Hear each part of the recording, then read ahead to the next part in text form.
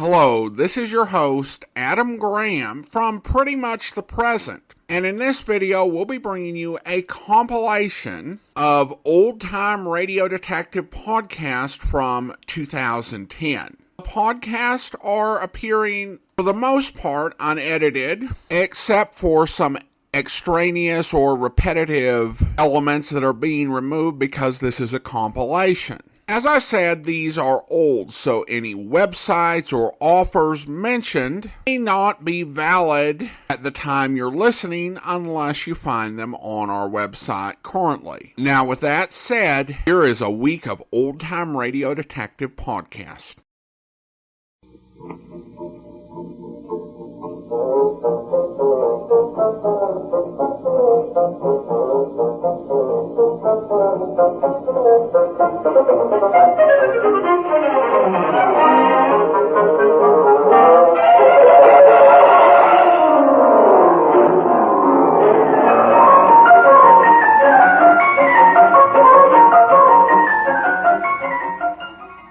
Welcome to the Great Detectives of Old Time Radio from Boise, Idaho. This is your host, Adam Graham.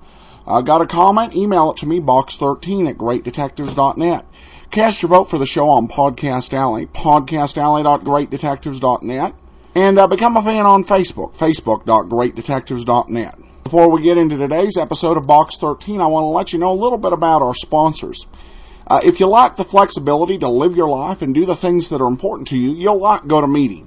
With GoToMeeting's conferencing solutions, you can meet virtually with clients and business partners and reduce the cost associated with doing business. GoToMeeting is from Citrix, the makers of the trusted GoToMyPC product. Like GoToMyPC, it's simple to use and doesn't require you to learn new technology. Listeners to the Great Detectives of Old Time Radio can try GoToMeeting free for 45 days. For this special offer, visit gotomeeting.com/podcast. That's gotomeeting.com/podcast to begin your risk-free trial. All right, so it's time for Box 13. Today's episode is called Death is No Joke.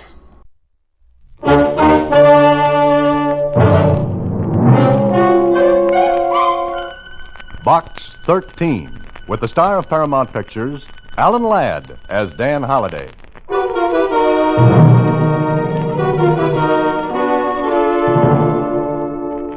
Dear Dan, knowing your Box 13 angle, I hope what I have to offer is intriguing enough to tempt you. At least I think it can be interesting. As a matter of fact, Dan, this thing has got to the point now where it's becoming downright vicious. And it scares me a little. What the thing is, I'll tell you when and if I see you. If you can drag yourself away from town for a few days...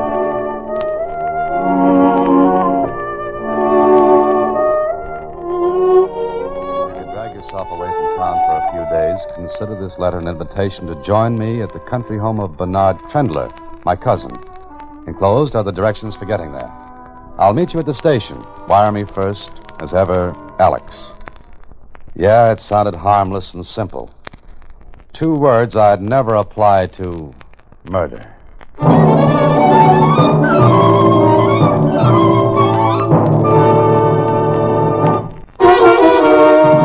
And now, back to Box 13 and Dan Holliday's newest adventure, Death is No Joke. I don't think you should go, Mr. Holliday. And why not, Susie? Well, every time you accept an invitation like this, something bad happens to you. Susie, every time someone reads that ad in the Star Times, it means trouble. But here I am, still alive and kicking. You just better watch out. You're not intolerable, you know. Well, thanks, Susie. But did you mean intolerable? Well, sure. Like Achilles was after he was dipped in the river Styx. Oh.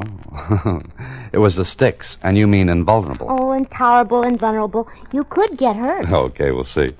Oh, by the way, did you send that wire to Alex? Oh, of course I did. Oh, good girl. Well, expect me when you see me.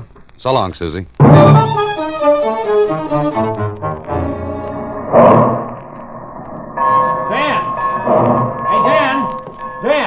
Alex, how are you? Dan Holliday. So you're still alive, Well, why not? It's a good idea. Is this your luggage? Oh, yes, just that. Good. My car's just around the other side of the depot. This way. Am I supposed to ask what your letter meant? Or do I wait until you get ready to tell me? Wait till we get into the car. That's it. Blue convertible. Well, you've done all right. There's no motor under the hood. Hop in. How's Ruth? Oh, great. Any children yet? No, not yet. Oh, now look, I thought you'd have about 5 by now. Maybe. What's on your mind, Alex? You're worried about something. Yeah, I don't know whether I am or not, Dan. Look, maybe asking you to stick an oar in this was, well, presuming upon friendship. That's what friendship's for? Yeah, it's up to a point. Okay, let's get to the point. Well, it's practical jokes. I knew you'd look blank at that. I'm glad I didn't disappoint you. Well, what's the angle? Practical jokes. Go ahead. Ruth and I are guests at Bernard Trendler's. He's my cousin. You ever heard of him? Oh, yes. Showed up not too long ago to claim a fortune, didn't he? Yes, that's right. He ran away from home when he was 17. He was gone 15 years. Recently, his father, that's my uncle, he died and left the entire Trendler fortune to him. If he hadn't been found, it would have been divided among the rest of us. But he showed up and claimed it. So, where do the practical jokes come in, and why? Ruth and I have been here for a week and a half now. Every day there have been 2 or 3 practical jokes played. At first they were ordinary, not very funny, just amusing. But what? now they're getting vicious, mean, contemptible. How do you mean that? Just that way. Who's the funny man? We don't know. Any idea? Nope. That's why I've asked you to come up. Oh, and look, Dan, don't let on I told you. Let me do the talking when I introduce you and take your cues from me, huh? I see. I'm to be the silent observer, is that it? Well, figure it out for yourself. Could I or anyone else call in the police? No, because no one's been hurt. Yet.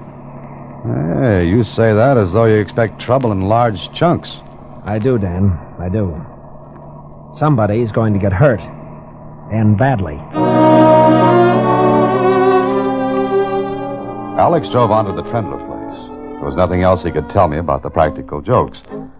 Then we pulled up before we got to the house, because a tall, thin man was walking down the drive. Alex stopped the car and spoke softly to me. There's Bernie Trendler coming down the drive. What do I say or do? How do I explain my presence? Now, leave that to me. Just take the cues as I throw them. Bernie! Hey, Bernie! Alex? Is that you, Alex? Yeah. We'll get out of here. Pick up your bag later. I've been looking for you, Alex, and, Oh, I beg your pardon. Bernie, I'm afraid I'm guilty of a guest's worst crime. Dragging in a friend. Oh, nonsense. Don't talk like that. Dan, this is my cousin Bernie Trendler. Bernie, Dan Holliday. How do you do? Fine. You? I'm sorry I barged in like this, but I haven't seen Alex in quite a while. Dan's a writer, Bernie. I thought he might, stop over a day or so. He's going away soon. That right, Dan? Oh, yes, I'm going away. Oh, of course it's all right. Plenty of room. Oh, well, thank you. It's very nice of you. That's all. Now, if you'll excuse me, I've got to see the gardener about a couple of things. Alex, have Elsie show Dan his room. Sure thing. Thanks, Bernie. Not at all. Glad to have you, Dan. So that's Bernard Trendler. Why do you say it like that? Like that? As though you didn't believe it. Oh, what gave you that idea? I don't know. Any man who's inherited a $20 million fortune has no right to look that worried. He has. Huh? What's that mean? There are 2 people in this house who hate him. Hate him enough to kill him.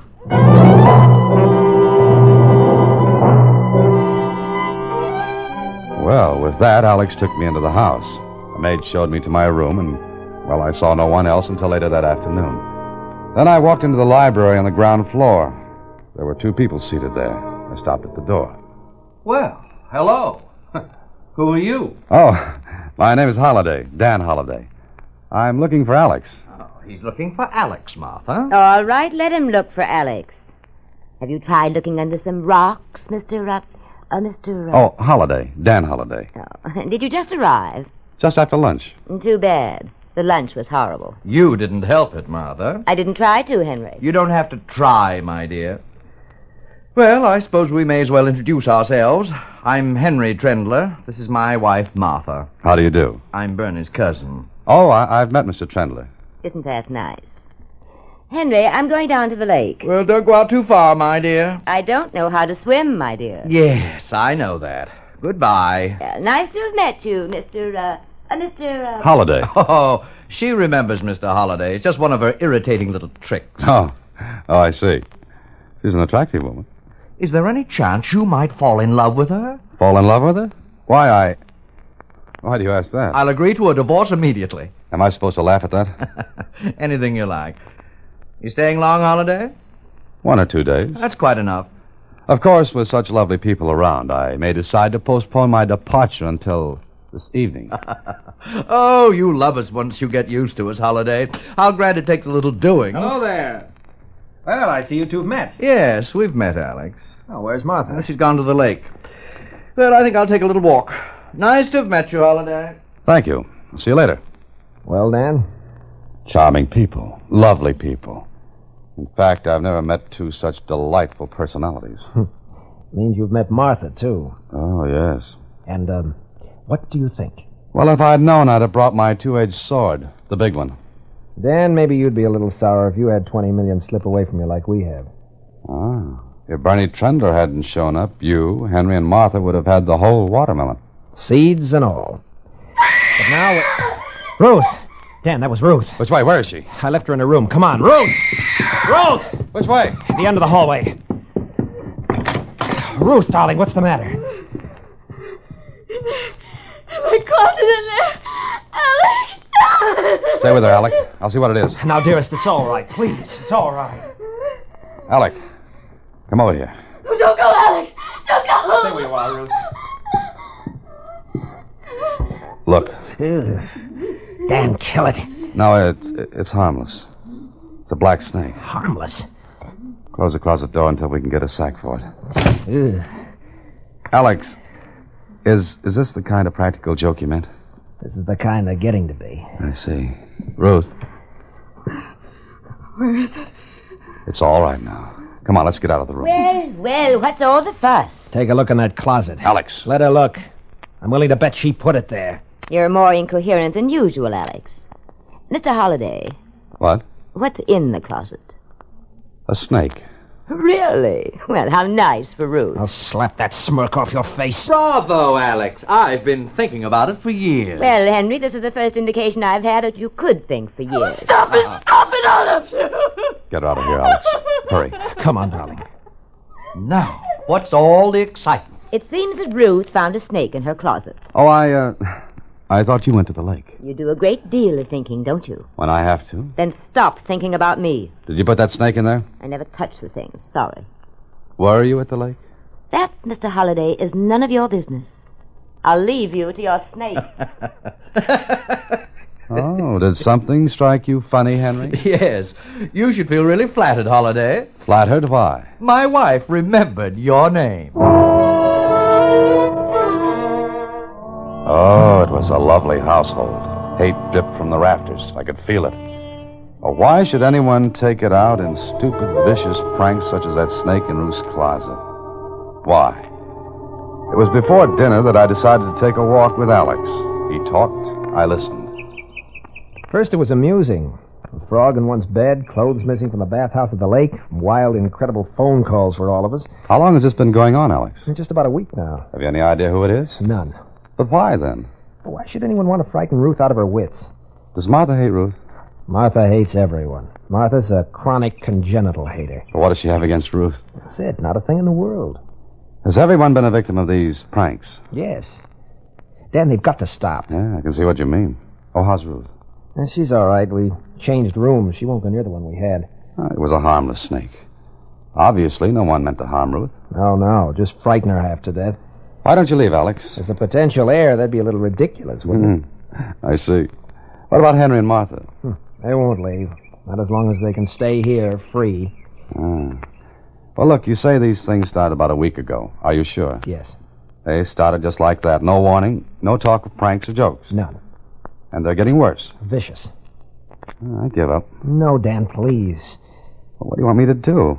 Obviously, the person or persons doing these things won't admit it. Apparently, he or she intends to go on with it until... Go on? Until what? Until the person gets to the real reason. The real objective of his viciousness. Who, Dan? Who? The person he or she means to kill.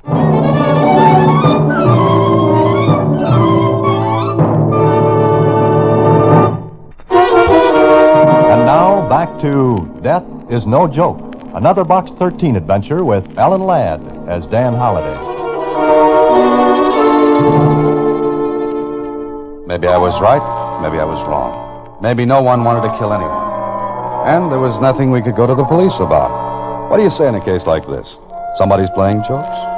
And what about my host, whom I hadn't seen since my arrival?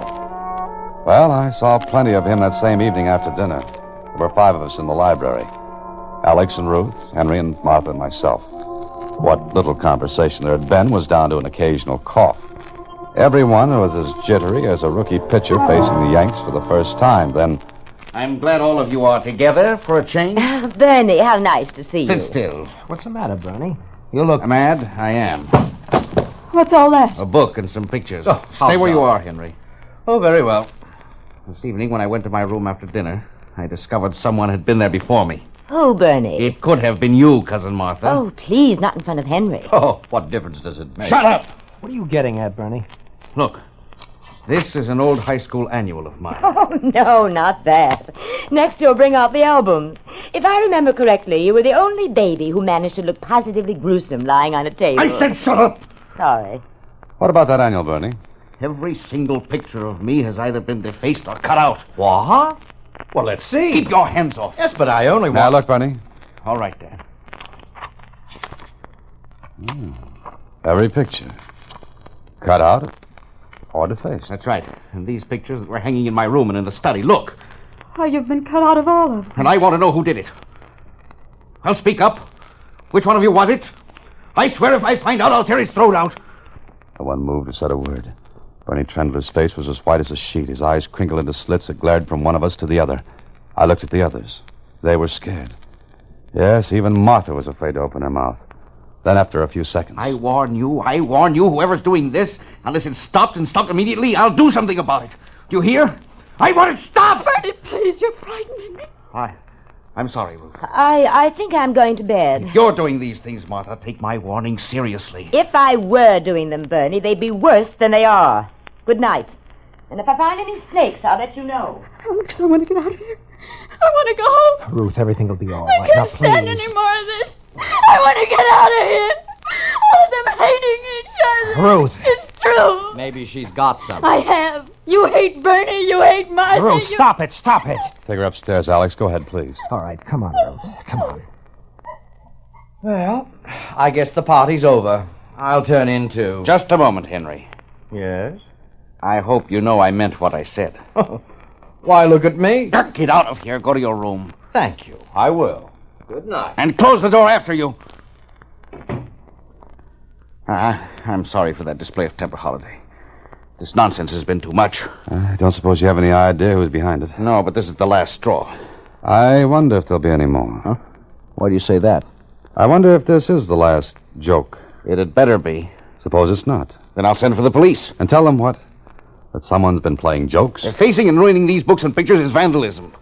They meant quite a bit to you, didn't they? Of course they did. High school annual and photographs. Oh, when were the pictures taken, Bernie? Oh, years ago, 15, 16 years ago, when I was in high school. Why? I was just thinking. Very strange that only those photographs of you in athletic costumes should have been destroyed. What? Let me see. You're right. That's odd. Very odd. Oh, here's one of you that hasn't been destroyed. Well, let me look at it. 17 years old. What happened when you were 17, Bernie? What do you mean? Just that. Nothing. Nothing that I can remember. But something that someone else could remember. What the devil are you talking about, Holiday? I don't know yet. Maybe I'll find out. Not being able to sleep, I went for a walk in the moonlit garden. Suddenly, I heard voices. A man's and a woman's coming from the garden house. I walked closer. I don't know why I agreed to meet you out here in the first place. Oh, you don't? Well, I think so. What do you want? Just a small, tiny cut of the 20 million. What makes you think I'd give it to you? What makes you think you won't? Lots of things. How big a fool do you think I am? That's up to you. How big a fool can you make of yourself? Not quite as big as I can make of you. What's on that venomous mind of yours? Money. I don't mean that. Oh, you were a fool, Bernie. A fool to bring that book and those pictures downstairs tonight. So I was a fool. Why? Don't forget that I used to visit this house as a child. I remember lots of things my stupid husband doesn't. And things other people don't remember. Such as? Well, let's put it this way, Bernie. Let's say, in those days you were more gauche than you are now. Why, you... I could kill you for that. You would try to kill me, wouldn't you? With pleasure. But don't try it, Bernie. Because if you do, you'll be found out. What do you want? I told you. Think it over, cousin. You have until tomorrow morning. She left the garden house and passed me. I stood in the shadows and watched her. There was a little smile on her face. Then I looked toward the garden house. Bernie Trendler stood in the doorway. A shaft of moonlight struck across his face. And if ever a face showed murder, it was his.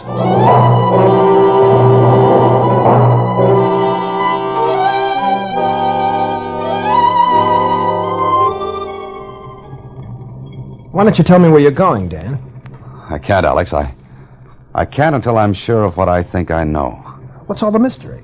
Oh, snakes and phone calls and torn-out pictures. You want to ride into town, is that it? Yeah, that's right. Just drive me in. Okay. But let me in on something, will you? You have to let me in on something first. What? Had anyone seen Bernie Trendler before he showed up and claimed the money in the estate? Not for 15 years. Why? Who identified him? The lawyers. He had all the necessary stuff, papers, letters from my uncle. I see. Now, where's the high school he went to? Just outside of town. What the devil are you getting at? Where'd Bernie been before he showed up to claim the estate? South America, he said. Uh-huh. Okay, take me to that high school. What's the matter? Dan, something's wrong with the brakes. Try the emergency. No good. Dan, we're picking up speed on this hill. Try to shift into second. Compression of the engine will hold it back. Stay close to the left. Don't get near the embankment. What if someone's coming up the hill? We've got to take that chance. Where's the nearest side road? There isn't any. No turnoffs. Keep your hands on the wheel. That emergency's no good? Have you got any pedal at all with a foot brake? None at all. Look, scrape the side of the hill on the left. Go in easy. That'll slow us down. Yes, but Dan, we can't... Do it. It's our only chance. Okay. Again. Keep close and keep scraping.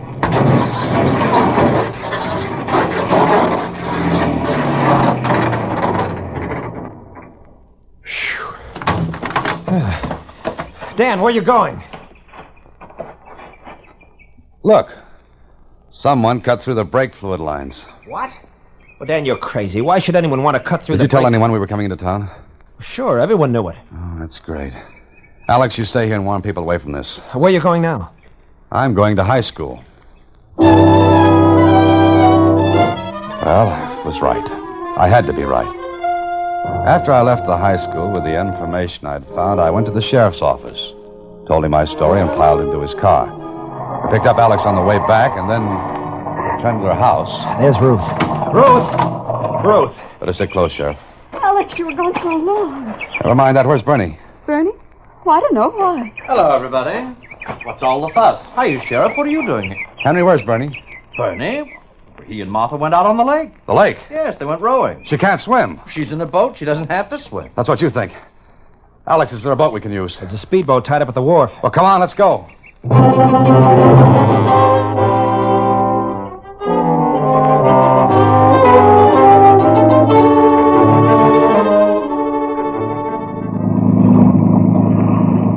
They can't have gone far in a rowboat. Dan, are you sure of what you told me? I'm positive. We've got to get to them before there's a murder. A murder that'll look like an accident. There they are. Get more speed out of this. I can't, Dan. Bernie? Bernie! Look, he's rowing for shore. Cut in ahead. I'll try to.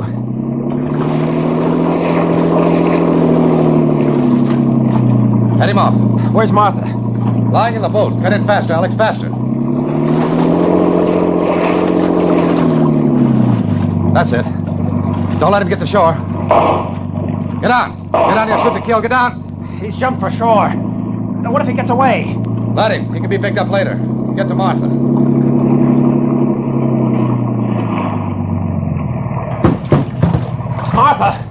Martha! Keep this boat alongside.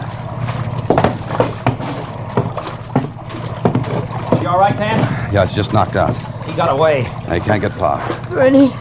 Oh, Bernie, don't. I won't tell. It's all right, Martha. He's gone. Oh! Martha, you're all right now. He was going to kill me. Yes, I know he was going to kill you.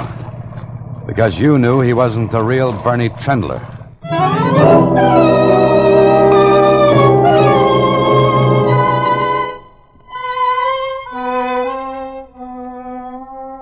He hit me.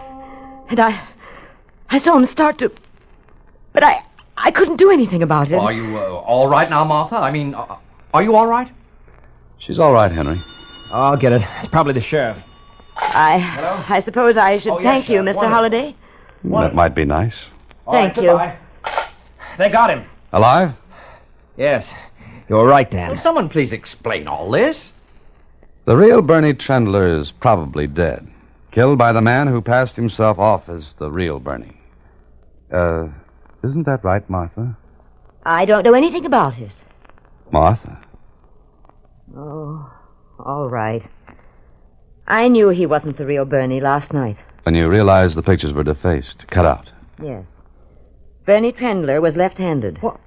By George, that's right. Why, I remember now. You see, all those practical jokes were leading up to the destruction of the pictures. He couldn't get rid of them without attracting attention and suspicion.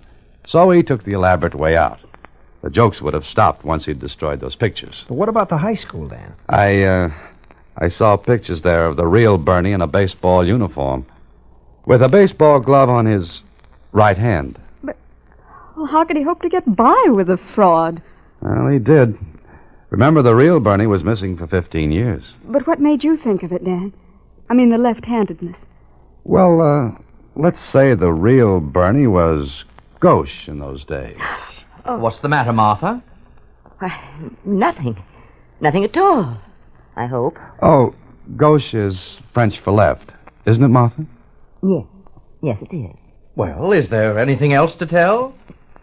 Why are you two looking at each other like that? Well, I was just wondering how much I have to thank Mr. Holliday for. Well, let's say you've already thanked me for everything.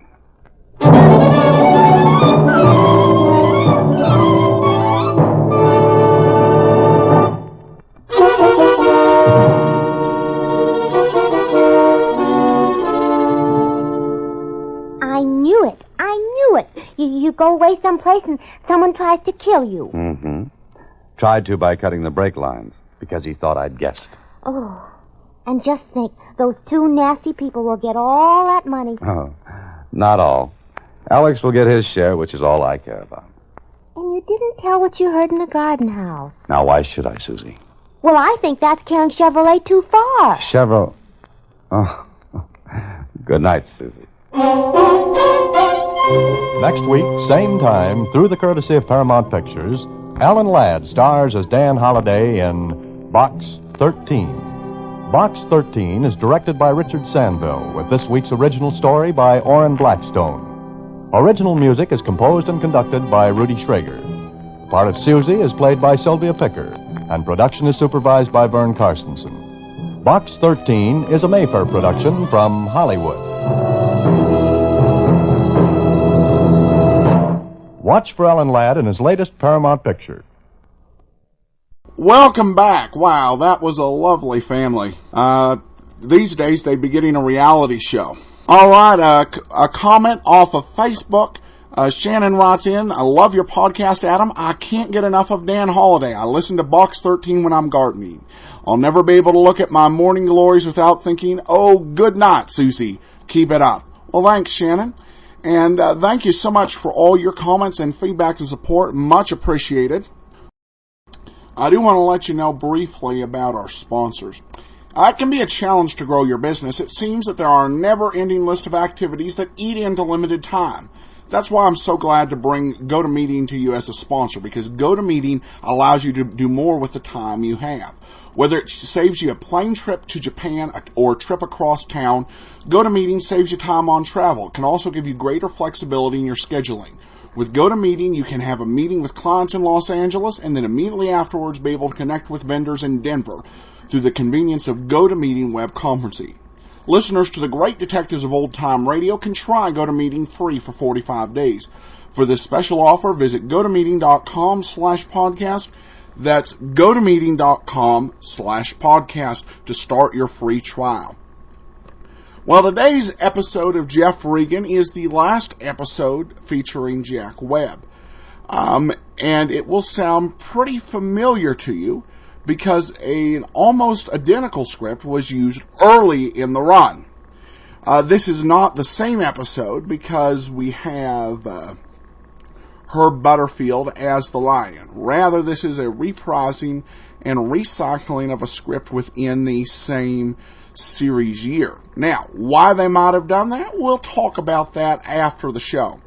But this one's good, and I do like the spacing of it. Sometimes when we have episodes that are identical, it's almost too soon to listen to it with somewhat fresh airs. But it's been 84 days, or 98 days, since we played House by the Sea. So let's go ahead and we will listen to the last Jack Webb episode of Jeff Regan, The Man Who Lived by the Sea.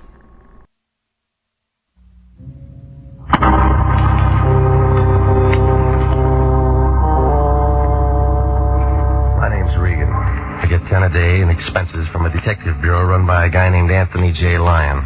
They call me the Lion's Eye. Jack Webb is Jeff Regan, investigator. Hard-boiled action and mystery and thrilling adventure in tonight's story of the man who lived by the sea.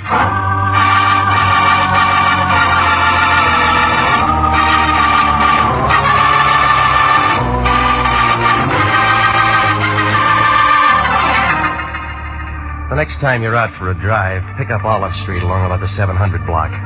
You can't miss it. It's a big building made out of white granite. The Cosmopolitan Building. Anthony J. Lyon, the guy I work for, rents an office there. International Detective Bureau, Suite 308. A couple of rooms with a connecting wastebasket. The Lion has the only desk in the office and a typewriter that Remington dropped from their catalog back in 1915. I walked in about 11 o'clock last Tuesday morning. The room was loaded with taboo. She was a tall girl with a flock of black hair and a mink coat. The kind you see driving a Nash convertible down Sunset Boulevard on warm Sunday afternoons. No wonder the Lion's cigar was out. It was wet on both ends. He had one arm around her shoulders. He knew by this time that coat was the real article.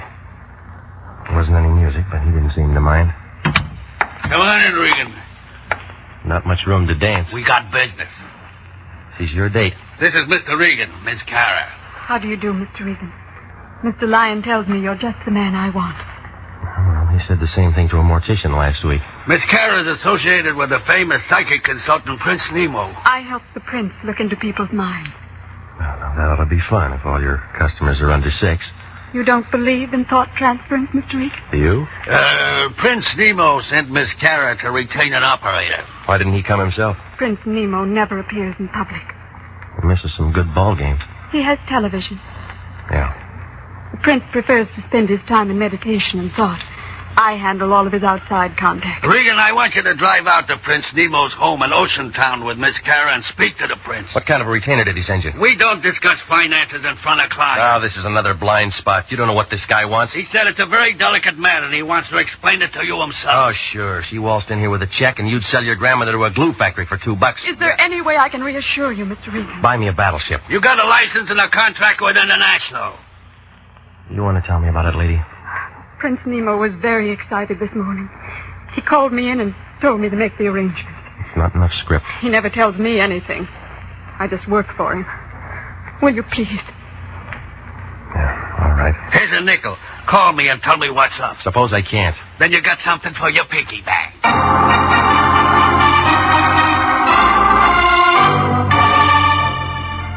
The Lion stood there and watched us leave. He looked happy, like a hobo in a bubble bath. Well, we went downstairs. We climbed into her convertible. The guy in the parking lot had to take a walk around the block when she flashed him a smile. I asked her about lunch. She said no. I asked her about dinner. She said something that meant no. It's like that sometimes. The flag's up, the meter's ticking, and you get nowhere. But from a couple of things she told me, I got the idea that she was doing more than help the prince read minds. His place turned out to be a good hour from Los Angeles up 101. A couple of stories of glass and concrete leaning out over the ocean. Inside, a guy in a white turban and some pants that looked like oversized diapers put his hand on a big curved knife he had in his belt. He was wearing tennis shoes. Right this way, Mr. Regan. Butcher? That's Genie, the prince's manservant. He's from India. I bet the Indians were glad to get rid of him. Genie's harmless, tongueless, and he doesn't hear. I like you, Mr. Regan. And this is the prince's study. Come in. Oh, come in. This is Mr. Regan. Of course. Welcome, sir, welcome. The Lion's Eye. I'm honored, sir. Please sit down. That'll be all, Lena? Of course. I'll be in my office. Charming girl, Lena.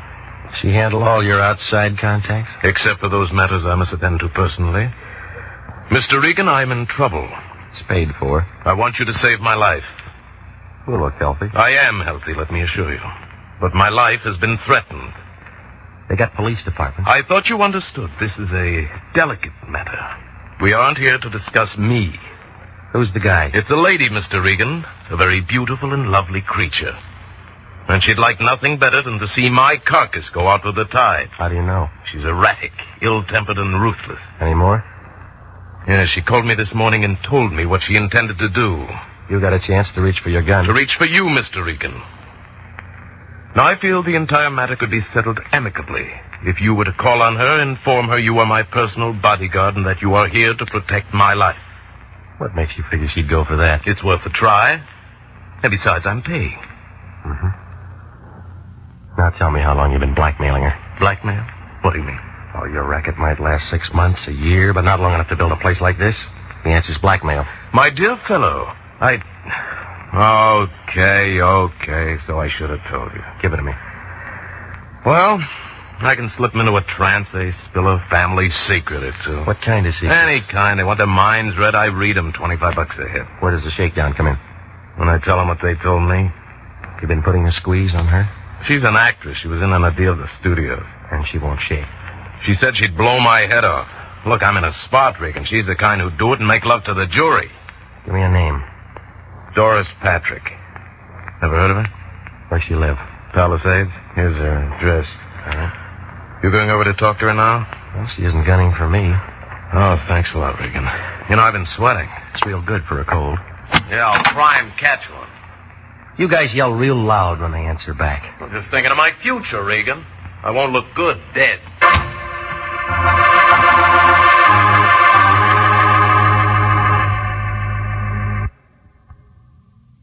I left him sitting there scratching his bald head under his turban. He looked unhappy, like somebody fed him a Vaseline sandwich. Well, I climbed in my car and I followed the highway to the turnoff back to Sunset. A Malibu fog was coming in for the winter, and by the time I got to the address Nemo had given me, I was looking around for my hands. Doris Patrick's place was too big for a marble game and too small for football. There was a wire fence all around it and a sign every 15 or 20 feet or so that said, "Not to trespass." I parked in the boulevard and walked up the driveway. It was about then that a guy in a blue suit showed up. He was tall and heavy, and he thought a lot of his hat. He pulled down on the brim, blew smoke in my face, and kind of nudged me with his shoulder. Well, go on, Pilgrim. We don't want any. How do you know? We're waiting for the 49s. Scram, huh? You aren't even on the list. All right, we'll wait for the 50s. Blow. I came to see Doris Patrick. Yeah, what for? You, her? Sure. What do you want? Business. Shop closed. You always like this, or you miss lunch today? Look, I don't know who you are, Pilgrim, but you don't understand English. Well, I know you. There's something about a guy in a lineup. Yeah? He memorizes easy. Cop? Private. Private or city, you all smell the same to me. Hunting season's over. You always carry a .38, do you? Oh, that's showing? Well, maybe you got a broken rib. Well, I met all kinds of funny guys. I said I wanted to see her. Ain't in. Watchdog? Now you're getting smart. Well, you aren't. What kind of crack is that? Just this. I'm going in. Trick I learned a long time ago. You shoot a guy in the knee and he don't ever walk straight again. Ever done it, punk? Oh, sure. That's how I learned. Mm-hmm. That's when I learned, baby. He slumped against the side of the wall, and he looked tired, like he'd been running from Compton. Well, I left him there, and I went up the driveway to the porch. Coming around a blind corner, I bumped into something that kind of relaxed and rolled into me. It was a blonde girl, about 25, in a white polo coat.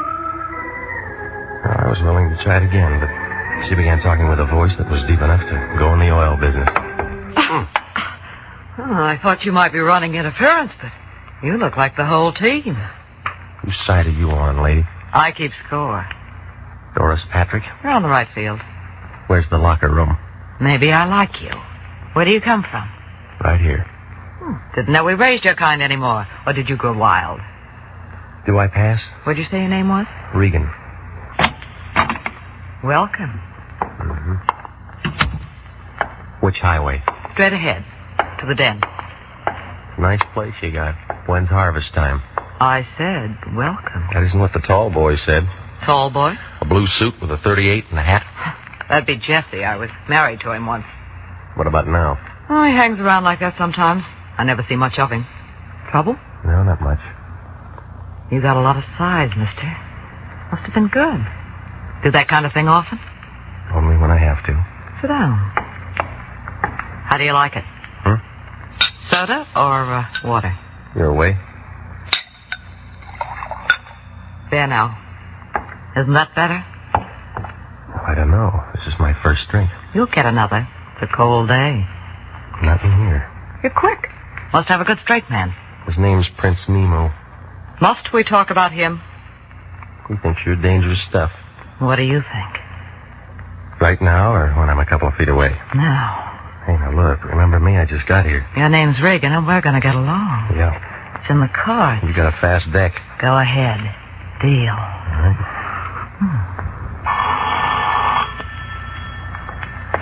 How much time between rounds? Yes? Who? Oh, just a minute. You know somebody named Lion?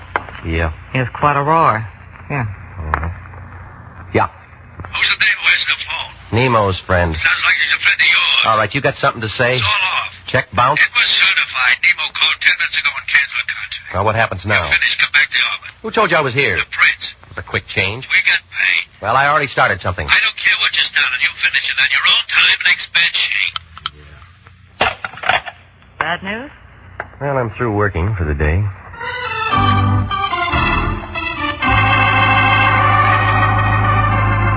Well, I was an old friend of the family when I left. She didn't want me to go, but I was thinking about Prince Nemo and the way that nothing made sense. Oh, the whole thing looked phony, like an undertaker in a white derby. It didn't take 20/20 vision to see that somebody was getting anxious to make a play. Well, by the time I got home, I figured I was out of it. But my company had other ideas. It was Jesse, and he had friends. You should lock your door, Regan. Why? You'd crawl under. All right, fellas. Friends? Yeah, I just hired him. You got a parade permit? Stan, say hello to Regan. Hello, stupid. What about Skinny? Hiya, Grogan. Name's Regan. He's a detective. Isn't that right? You're pretty good with your women, Regan. You know, you look lonesome, Jesse. You got something to say? Stay away from it. You're shaking. You want a drink? Already had one. Stan, Skinny, get him on a bed. Let go. Oh, Regan, once more. Once more. Stay away from it. You said that before. I want to make sure you understand. Stan, Skinny, hold his arms. I've said all the right words. Maybe my punctuation's bad, huh? Lay off. Period. Lay off. Period. Lay off. Period. Okay. Okay, leave him on the bed. Hey, he rolled off. Oh, that's fine. Fine. Now he won't have to change his sheets. Oh, Jesse was good. When I got up, my face looked like a relief map of Pasadena. He was wearing a signet ring. He left out some of the boulevards, but the Rose Bowl was right out in front. I found a drink in the cabinet, and I started for the mirror to see what was left. It was about then I heard a knock on the door. He was a little guy in a cab driver's suit. It figured that he got the job because they ran out of big uniforms. They double-crossed him on that cap. If it wasn't for his ears, he'd have been wearing a snood. Hiya. Yeah? Football? What do you want? Your name, Regan. That's what it says in the mailbox. I met a friend of yours today. Get to the point, will you? A dame named Lee McCara. Yeah, Lee McCara. Dump this. All right. You're in the register. Wait, that ain't all. She wants to see you. What about? Didn't say. Just said to see if you was home. You home? Yeah. I got her down in my cab. We'll send her up. I don't think she can make it. What do you mean? She looks kind of funny. Maybe you better come down.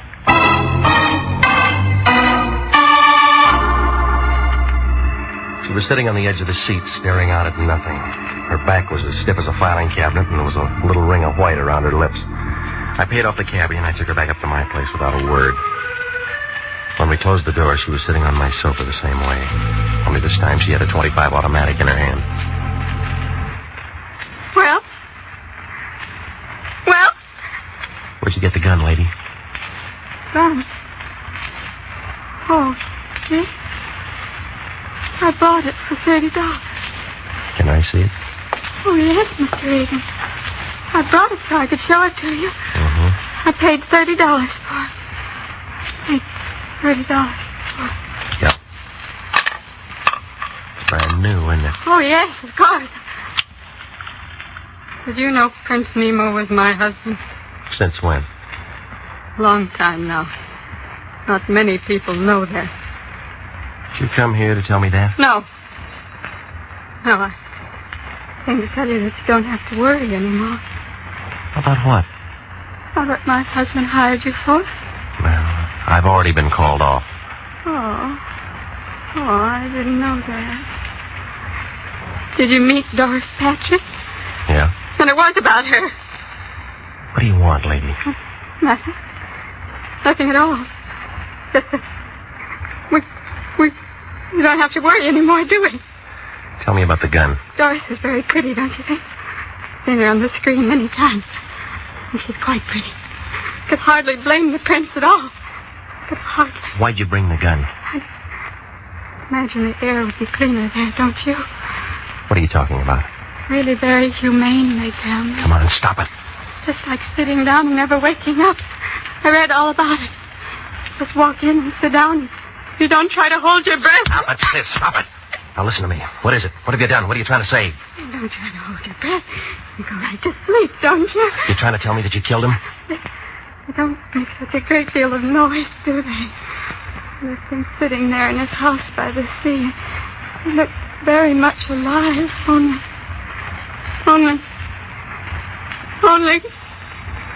He isn't alive at all! Tell me, Mr. Regan, tell me! Do I make a good murderer? Do I?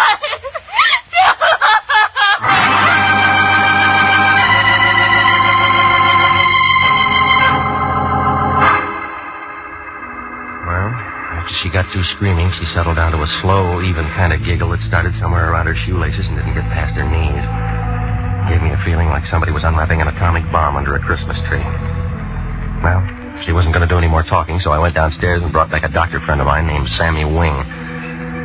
He had his little black bag with him, and he gave her a shot of something. She wilted like last night's orchid and went to sleep. Sammy wrote down a couple of things, and then he looked up at me. Some playmate. Wish I'd have been here for the party. How is she, Sam? You know her better than me. Oh, is she going to be all right? In 4 or 5 hours, she'll wake up and want some water. And then what? She might ask you what happened, or it might start all over again. By the way, what was it? I don't know. She came over to see me. I should have visitors like this. I've been working too hard. She said she killed a guy who was a client of mine. Maybe I'm lucky at that. Why the past tense? The Lion called me off the case. Official, huh? Yeah. You've got nobody to protect. Where's the corpse? At a house in Ocean Town. Here, call the police. And you and me can go out and do our Christmas shopping. No, she said she used this gun. The .25, it killed people. No, Sammy, there's a bullet jammed in the chamber. James don't know how to reload. It hasn't been fired. Ballistics got better ways of telling. She's pretty and she's nice, and I'll bet she looks like $1 million in a bathing suit. But if I'd have met her within the last 3 hours, I'd have run for help. Was that professional? Acute hysteria. The kind that pops off guns and people and does a lot of things they can't remember later on. Call Sanducci. Look, it doesn't figure she'd do it with this. Maybe she had another one. While you're at it, call the coroner. Tell him to go out there with some DOA forms. No, I'm going first. Corpse hunt? Just an idea. La Brucherie had an idea. Yeah. This dame's bit somebody, and she's told you her story. Well, I don't like it. What do they do when a private eye messes up an open and shut murder case? Sammy, stay with her, will you? There's some bourbon out in the kitchen. Maybe both of us will get our pictures in the papers. I left him sitting there. He looked sad, like a water buffalo caught in a drought. I pushed through the fog for about 40 minutes, and I pulled up in front of Nemo's place in Oceantown about 9:30. It was dark enough to give a ghost the creeps. I used that ring of keys that I'd taken from her purse, and I went inside. It smelled dry and still, like somebody was waiting for the world to fall apart. I clicked on my flash, and I walked down the long hall to his office. Well, he was there, just like she said. There were 3 holes in the front of his shirt, close range, but it wasn't the laundry's fault. He'd been dead maybe 2 hours. The desk drawer showed some canceled checks made out to Doris Patrick. While I was thinking that over, I spotted a .38 Smith & Wesson on the floor by his hand. Lynn had been carrying a .25. I broke it, and 3 cartridges fell out. From the looks of the holes in his chest, the .38 was the gun for the job. Well, that made her story and the .25 a fairy tale. While I was kneeling there, a light went on behind me. A fat man wearing a sheriff's star was standing by the switch. A tall leather jacket with a flashlight in his hand was in front of me. I began to feel helpless, like a trombone player with a short arm. Scavenger hunt, son? You don't talk, Charlie. There ain't much for him to say, is there, Cap? Yes, not. Well, son? You're going to be calling me names. What do you like best? Killer, murderer, slayer? Papers use slayer a lot. I don't like any of them. Kind of breezy for a hot boy, ain't you? You mind giving me a name? Regan. I'm with the International Detective Bureau. It's Regan, Cap. He's with the International Detective Bureau. Got a card or something, son? Yeah, here. This guy here, a friend of yours? My client once. What'd you do for him? Okay, tell me this. Why'd you plug him? There's another story. Any good? Better than the one you got. You'll have a hard time selling it. It's a fix. Oh, why you want to say a thing like that? How long you been on the force? Easy, Regan. Me and Cap's being nice. Phone call a little while ago. Funny kind of voice. Said we'd find a stiff here. But didn't say we'd find you. Yeah, you're extra. The dame who worked for him told me. You tell homicide? No. That was a mistake. Where's this girl now? Name? Charlie, call a coroner. Oceantown is just a small place. Only me and Charlie around. We borrow from the county when we get something like this. Well, I can find you a real answer in an hour. You got ideas? Lots of them. You can tell me all about them later. We got a corpse, we got a suspect. You know that's good. Even a weapon. I'll have an alibi when you check the time of death. We'll worry about that later on. All right, son, let's go. Well, I had about as much chance as an elephant in a tea room if those 2 locked me and booked me. I leaned back into his gun, spun around, knocked his wrist down. He pulled the trigger. But I'd already hit the light switch, and he was making rockets in the dark. I left my car there and cut across the highway and doubled back up the hill. They spread out in the wrong direction.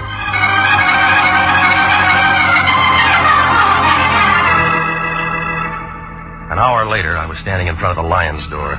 He was wrapped in a bathrobe big enough to keep all the silkworms working overtime. What do you want, Regan? Information. You been drinking? I've been working. That Lena Carrot's here? You sent her. She called me and said she wanted to hire you for something else. After Nemo canceled the contract. Yeah, why? You gave her my address. I thought you ought to talk to her. What she want? She told me that she killed the prince. She can't do that. We got a contract. Well, it's already been done. We're in a spot. Yeah, I figured that'd get through to you. They'll be asking me all kinds of questions. Well, why didn't you think of that before you signed? What are we going to do? You're going to find out where this .25 came from and if anybody fired it. Huh? She was carrying it when she came to me. I don't want to get involved. Well, you're in it up to your ears. I went out there and found the prince. Only a .38 might have done the job. Yeah? Well, that cleans her up. Not yet. The Oceantown sheriff and a guy named Charlie are looking for him. What for? They think I know something. Do you? Not yet. There was a tip-off. Somebody was supposed to be a patsy. Where's Kara now? My place with Sammy Wing. I'm going to get a lawyer. It'll look good. All right, give me the keys to your car. Why? I got a date. Find out who fogged Nemo when we won the championship. Yeah. You'll have to give the cup back. You cheated.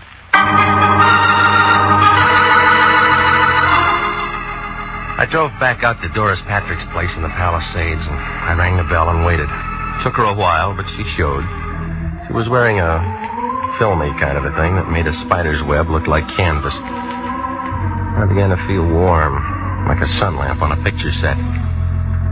We had a date at 9 o'clock. I broke my watch. Come in, I'll see if I can fix it. I'm great with a swift movement. Yeah, it shows. We were going to look at the stars together. How long you been here? I gave you up at 10. Tell me, how do you like my new dress? It's the right color, but the wrong cut for a funeral. I haven't read the obituaries today. No, it'll be in tomorrow's paper. Have a drink and let's wait for tomorrow. Your friend Nemo was killed tonight. He was no friend of mine, I told you that. So did he. He fall off his house? Murdered. We've been having fun up to now. You know, you'll be first guess. I don't think I like that. He tried to blackmail you. The story's backwards. Well, that's the way it comes out. Not quite. You got another way? He never tried to blackmail me. I blackmailed him. How? I went to him one day and put him in a trance. Only I used scotch. I found out what he was doing and how he was doing it, so I turned the tables. It was good, clean fun, but expensive for him. Well, now, if he was your meal ticket, then you have an alibi, huh? Could be canceled checks somewhere. Right where I could find him. I'm telling you the truth. Where does Jesse fit? Well, I told you we were married once. He's jealous. Did he know about Nemo? Maybe.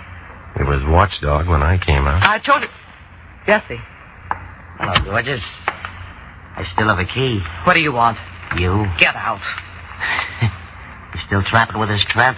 Just in time, Jesse. You know, you didn't list good. I told you to lay off. Where's your friend? Paid off.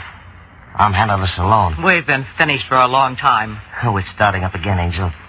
Or didn't you know Nemo was dead? I saw your 38 tonight, Jesse. Ah, you're wrong. It's her 38. It's got her prints in it. What do you mean? I put him there. And you're going to be tagged for his murder, Angel. You see, you're sort of in a spot. Regan. Easy, baby. This punk never did anything right. Now? Tell me how wrong I've been. All right. That tip to the Ocean Town cops was wrong. Killing Nemo was wrong. Ah, you're twisted, Pilgrim. Cops got a warrant out for you right now. Yeah, I heard on the car radio. Murder suspect. Plugging you is something they'll thank me for. With her prints on the gun? Well, how was I to know?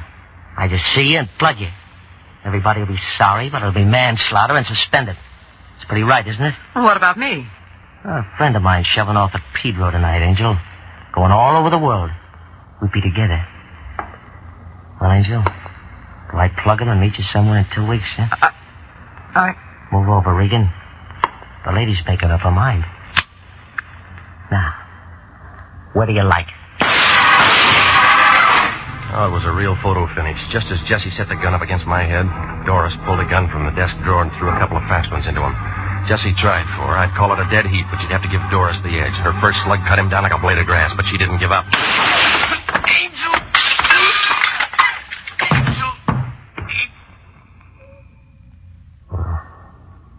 He's all used up. Never shot anyone before. You look like a professional. Give me the gun. He deserved to die. Didn't he? Didn't he? I don't know, lady. You knew him better.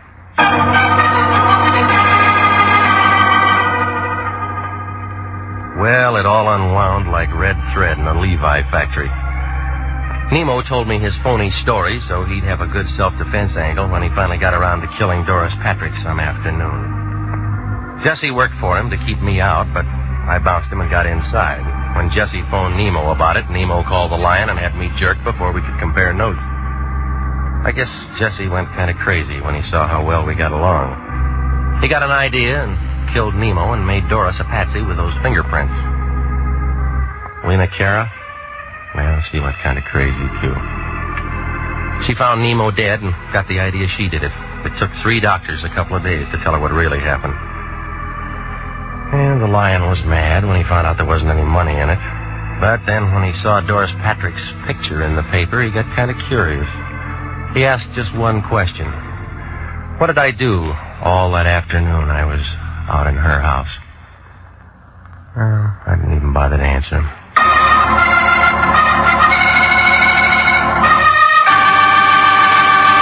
Jack Webb is featured as Jeff Regan with Herb Butterfield as Anthony J. Lyon. The story of the man who lived by the sea returned tonight by special request and was written by E. Jack Newman, produced by Sterling Tracy. In tonight's cast, the role of Doris Patrick was played by Yvonne Pavey. Also heard Sidney Miller, Peggy Webber, Paul Frees, Marvin Miller, and Barry Crook. Music for this program is by Milton Charles.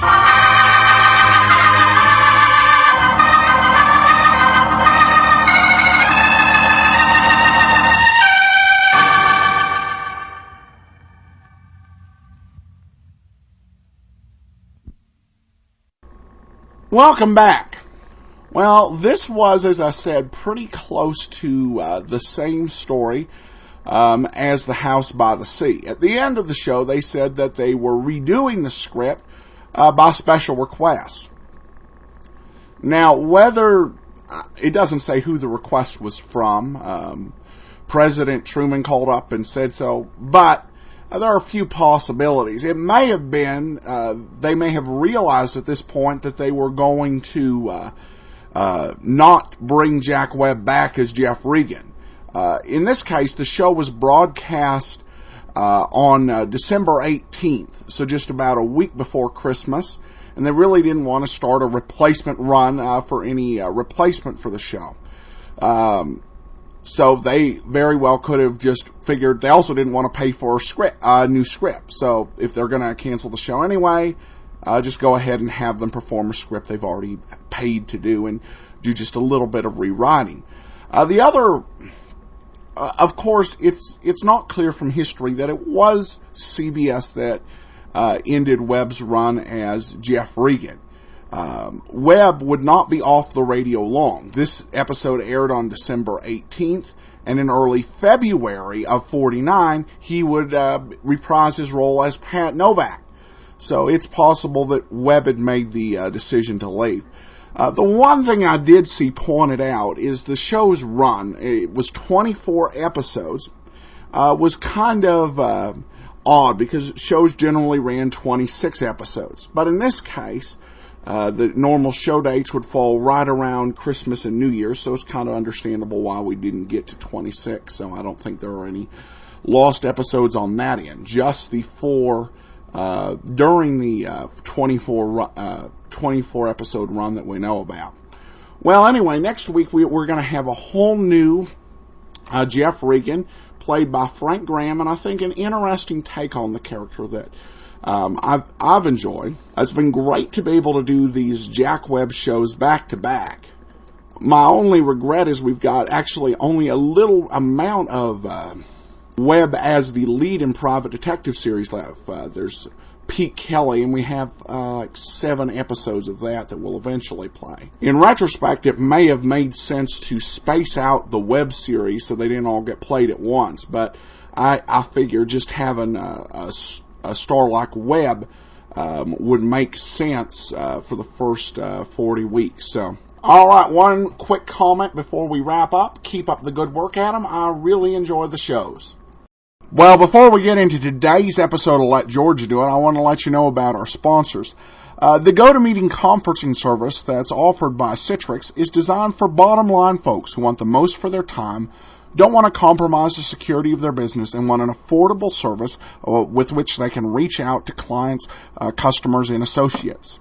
So, what's the bottom line on GoToMeeting? Is it safe? Yes, it has the highest standard of security, right down to the user interface. Is it affordable? Yes. You get unlimited meetings for $49 a month, and that includes free voice, IP, and phone conferencing. Will it save you time? Judge for yourself. Listeners to this program can get a free 45-day trial of GoToMeeting. For the special offer, visit gotomeeting.com/podcast. Go to gotomeeting.com/podcast to start your free trial. Let's go ahead now and take a listen to today's episode, The Corpse on a Caper.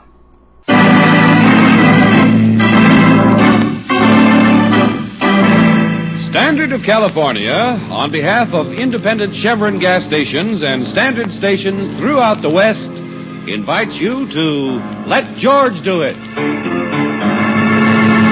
The Corpse on a Caper, another adventure of George Valentine. Personal notice, stage is my stock and trade. If the world has you spinning on your head, you got a job for me, George Valentine. Write full details.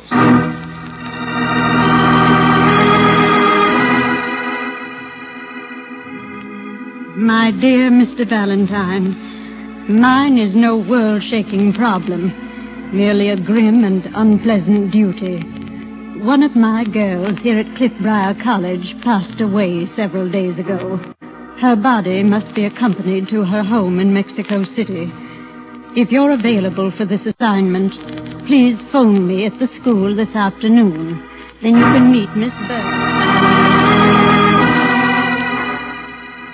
You can meet Miss Burdick, our resident nurse, at Eidlitz's funeral home this evening and make the necessary arrangements. Yours very truly, Julia Dunham Stoner, Dean. I don't know about you, Brooksy, but I'd rather be on a slow boat to China. Cliffbriar College. Golly, I wonder how old the poor girl was. Do you think she had a boyfriend, George? Think of how he must feel. They probably let's think of the problem at hand, Angel. Do we take this or not? Who are you kidding? You've already made up your mind. Well, somebody has to do it. The law says that a corpse must have a chaperone. Then, of course, there's Mexico City. Yeah, I'll bring you back a couple of maracas as a souvenir. We'll talk about that later, senor. Shall I give Dean Stoner a ring? Mexico City. Land of sunshine. Senoritas with flashing eyes. You shut up.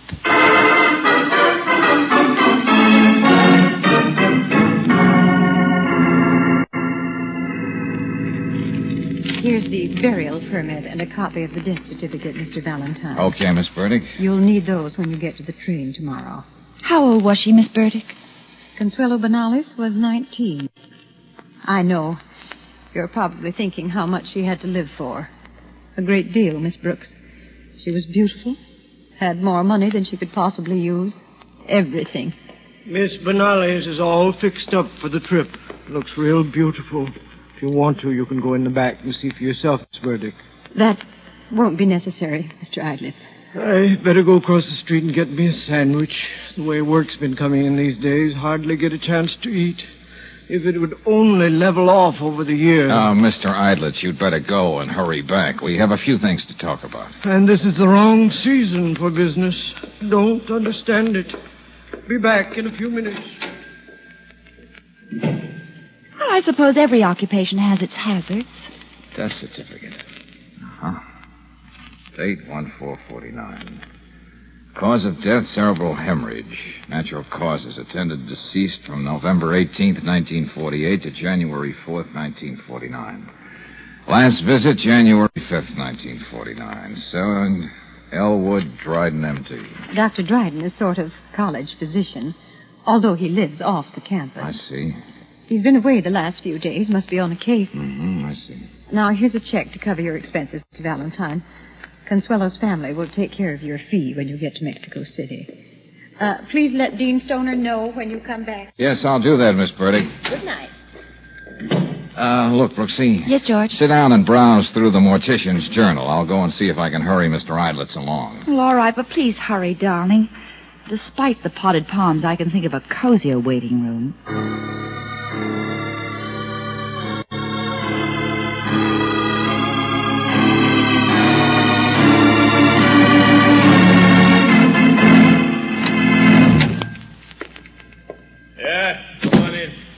What is this? What hole did you two guys creep out of? Yeah, you two men, what are you doing in my funeral parlor? And why have you got that young lady bound and gagged? Button your lip or button your shirt on. That gun doesn't frighten me. I'm going out and call a policeman. Hey, wait a minute. You get... I couldn't hold myself back. Who is that character on the floor? Well, he was the Undertaker. Oh, the cold cook, huh? You. What are you doing here? Who are you? You're just talking up your sleeve, Buster, till you take that gag out of that lady's mouth. Me? Nobody's got more respect for women than me. I think all of them like my own dear mother. Go ahead, Danny. Take the thing out of her yap.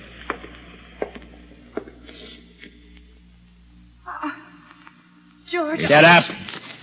I just did that to show you I got respect for womanhood, lady. Now back to you, Jack. What are you doing around here? And why did you hide the body, huh? He's been raving about somebody stealing Consuelo's body from the back room. Didn't I tell you to keep still? Come on, Jack. What did you do with her? The name's Valentine. What's the name they got under your pin-up picture in the post office? Hey, one I should give this guy a good slamming for cracking wise. The name is Bo Skarbik. You're the only one been flitting around here all night. And Consuelo, she ain't here anymore. You're running a fever, mister. I was just hired to go with the body back to Mexico. She ain't going back to Mexico. She's gonna stay here and get buried right next to my dear mother. Go ahead, keep ranting. I'll try and listen. Even though she did walk out on me, she's my wife. You get the swing of it? No, I don't. She's just a college kid. She's only been here from Mexico a couple of months. You're not in her league, friend. She gave me a wrong name. Ginger Santos. But I found out what she really was. And I read about her dying up here in the college. Can you get the swing of it? Oh, brother, the only thing I'm getting is a headache. All right, Danny. I will hold the gun. I've got work to do. George, tell them anything. We'll start easy. First with a mouthful of fingers. Get a swing of it, Valentine? And then he was holding back. Hey, what do you want me to tell you? I don't know anything. This is crazy. Danny, let yourself go. George!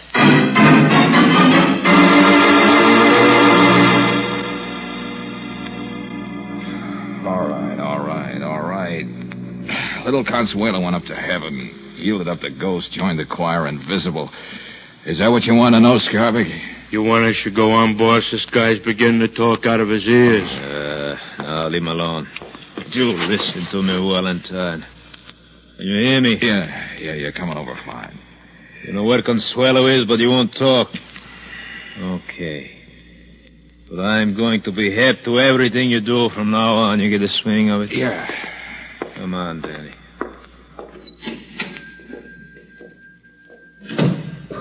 Don't move, George. I'll try to get over to you. That might be a little awkward, Brooksy, tied to that chair. I think I can make it. There's a couple of brave boys. Oh, darling. Oh, I'll have you out of this in a minute. While you take care of Mr. Idlitz, I'll call Lieutenant Riley. Yeah, but what about you, George? Me?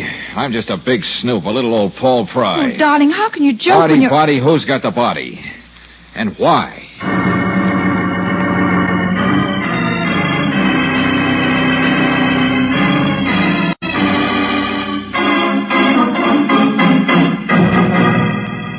Valentine, when I got the message that you were here at the funeral parlor, I quivered like a bird. I said to myself, oh, no, it couldn't be. But then again, it might. Oh, shame on you, Lieutenant. You know you don't mean it. Even though I look it, I'm not quite ready for Mr. Idlet's back room. It would take you, chum boy, to come up with a capering corpse. But look here. Naturally, we're going to do everything we can to find who stole the girl's body. But now, what else is on your mind? Murder. Oh, now, wait a minute. Just look at what we've got on our hands. Somebody waltzes in the back door and trips out with a corpse. A notorious hoodlum comes to claim it so he can bury it next to his dear mother. A typical Valentine shindig. The girl in question comes from a wealthy Mexican family and is presumably married to said mug, giving a false name. And she's supposed to be going to college all the time. Yeah. And finally, this death certificate. What do you mean, finally? We've looked at it enough. The doctor who wrote this hasn't been around for a few days. In fact, not since the morning after the girl died. Well, the man's got a right to get out of town on a case or to go to a convention or something. And not leave any word? I'll just skip that. Now, how's this for the neatest trick of the week? The certificate is dated January 4th. Well? Last visit, it says, January 5th. The day after Consuela died. Well, that's right. Well, it might have been a slip of the pen. Or a mistake, Lieutenant, purposely made to draw attention to this certificate. To say there's something screwy about it. Well, I know this is going to hurt, but just what are you driving at? Let's go looking for Dr. Elwood Dryden. Uphill, downhill, and all around the mulberry bush. Here we go. Especially in and about the canyons near Cliffbriar College for wealthy young ladies.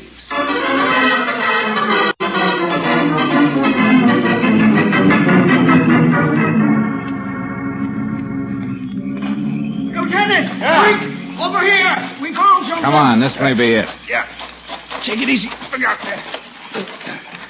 Oh, that car must have jumped the side road right down into this gully. Get the door open there. Hey. Good and dead, all right. Go ahead, Joe. Well, there's not much left of the car. George, look. It's the medical license plate. All right, Brady, let me get in there. Okay, Lieutenant. Better send for a tow car. Oh, holy smoke. You were right, Valentine. Here. Ooh. The identification tag says Elwood Dryden, M.D. A very convincing picture of an accident, except for that little hole in his head. Powder burns. Fired at close range. Well, then you were right about it being murder, George. Okay. You call the shot, Valentine. Now let me see if I can match you. Yeah? Somebody made the doc sign a phony death certificate at the point of a gun, so there wouldn't be an autopsy on the girl. Then they let him have it. Yep, that's the way I see it, too. But if that's the case, there were two murders. Uh-huh. A double header.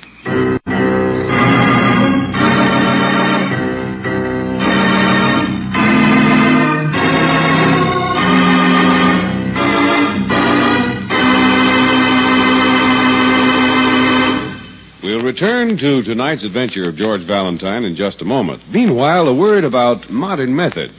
Not so many years ago, the problem of lubricating your car's engine was fairly simple. Nearly any straight mineral oil would do the job well and economically. But today, nearly every car on the road needs a specially compounded motor oil. Otherwise, engine efficiency would drop way down and repair bills would stop piling up. And that's where RPM motor oil comes in. Perfected by engineers at Standard of California, RPM assures longer engine life, cuts repair bills to the bone. Its chemical compounds prevent rust from attacking the interior of your engine. They fight off carbon and lacquer trouble, put a stop to corrosion, prevent crankcase foaming. Perhaps most important of all, RPM sticks to engine hot spots left bare and exposed to wear by ordinary motor oils. And wherever you drive in the West, you're never far from a fresh supply of engine-saving, money-saving RPM motor oil. Get RPM tomorrow. Get it at independent Chevron gas stations and at standard stations where they say and mean, we'll take better care of your car.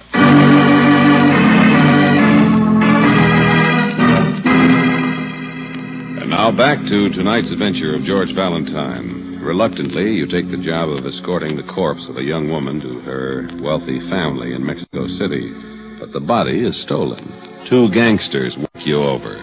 And the doctor who signed the death certificate is found murdered.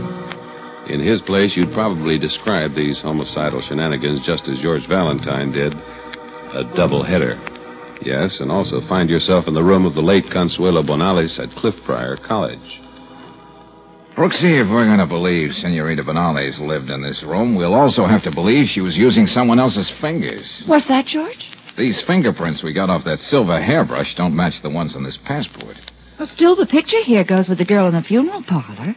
Mr. Idlett's identified. Well, you can substitute a different picture, but you can't change fingerprints. But why the melodramatic masquerade?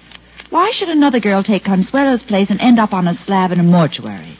And where's Consuelo? Hey, one thing at a time, Angel. But you're right. The big thing is why.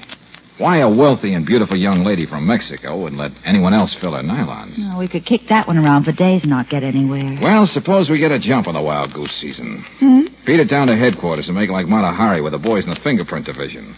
See if there's anything in the files that will give us a name to go with the prints. Oh, and Mr. Valentine, Dean Stoner told me that you were up here and wanted to see me. Oh, yeah, just a few questions, Miss Burdick. Take care of that little matter, will you, Brooksy? Oh, I'm on my way. Now, would you know, Miss Burdick, when Dr. Dryden filled out that death certificate? Why, the night Consuelo died. The Department of Health got it in the mail the next morning. According to Lieutenant Riley, when you walked in, you found Miss Bonales dead. That's right. I saw the light and wondered why she was up so late. First, I thought she'd taken an overdose of her pills. Pills? What pills? She suffered terribly from migraine headaches, and Dr. Dryden was prescribing for her. Oh, I see. Those are the pills, in that bottle on her night table. But Dr. Dryden decided differently, huh? Cerebral hemorrhage. Just one more question, Miss Burdick. What sort of girl was Consuelo? Mr. Valentine, all our students are supposed to be paragons of virtue. Genteel young ladies from the best of families. But off the record. Off the record, Consuelo was a paragon of everything but virtue back in Mexico. Madcap heiress, beautiful and bored, that sort of thing. Her parents expected Cliffbriar to exert a chastening influence. But why should anyone want to make off with the poor girl's body? What is this all about, Mr. Valentine? It's going to take a Mata Hari to find that out. What's that? Oh, don't mind me, Miss Burdick. Brass knuckles and a sleepless night always makes my mind wander.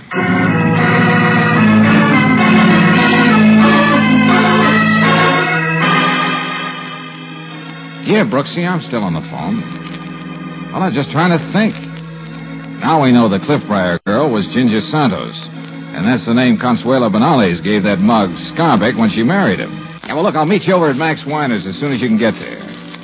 Well, you know, the theatrical booking agent. Yeah, so long.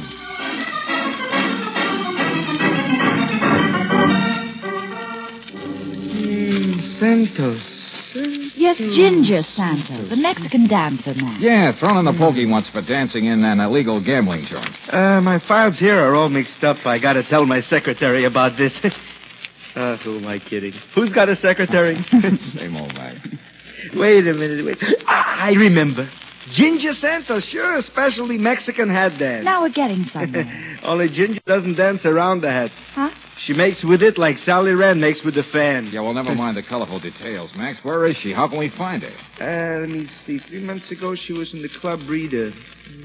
And now I think she's dancing out around Brewster and La Casita. Good boy. Come to think of it, that's also a place where you can lose some money. And I don't mean a parcheesi. Okay, Max, send me a bill for the info. Sure, I'll have my secretary do that. There I go again. Who's got a secretary? Better slip me a 10 now.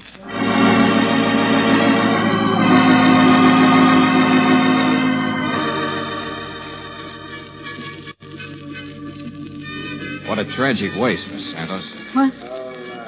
I said, what a waste. You sitting here alone at the bar. Where did you come from? Why didn't you get here sooner? I take it that you wouldn't scream if I joined you, Ginger. What do you think? Hey, Ginger, is this guy giving you any trouble? Yes, the kind I like. Go away, Carlos. No, wait. Get me another drink. Look, you had too many already. Reynolds wouldn't like it. You still got your dance to do. If my eyes are a little bloodshot, nobody will be looking at them anyway. Besides my headache. Okay, but this is the last one. Headache? Yes, but no matter. A little excitement always cures that. And you look like the kind of man who could provide plenty. By the way, what's the man's name? Valentine. George. I mean, who are you?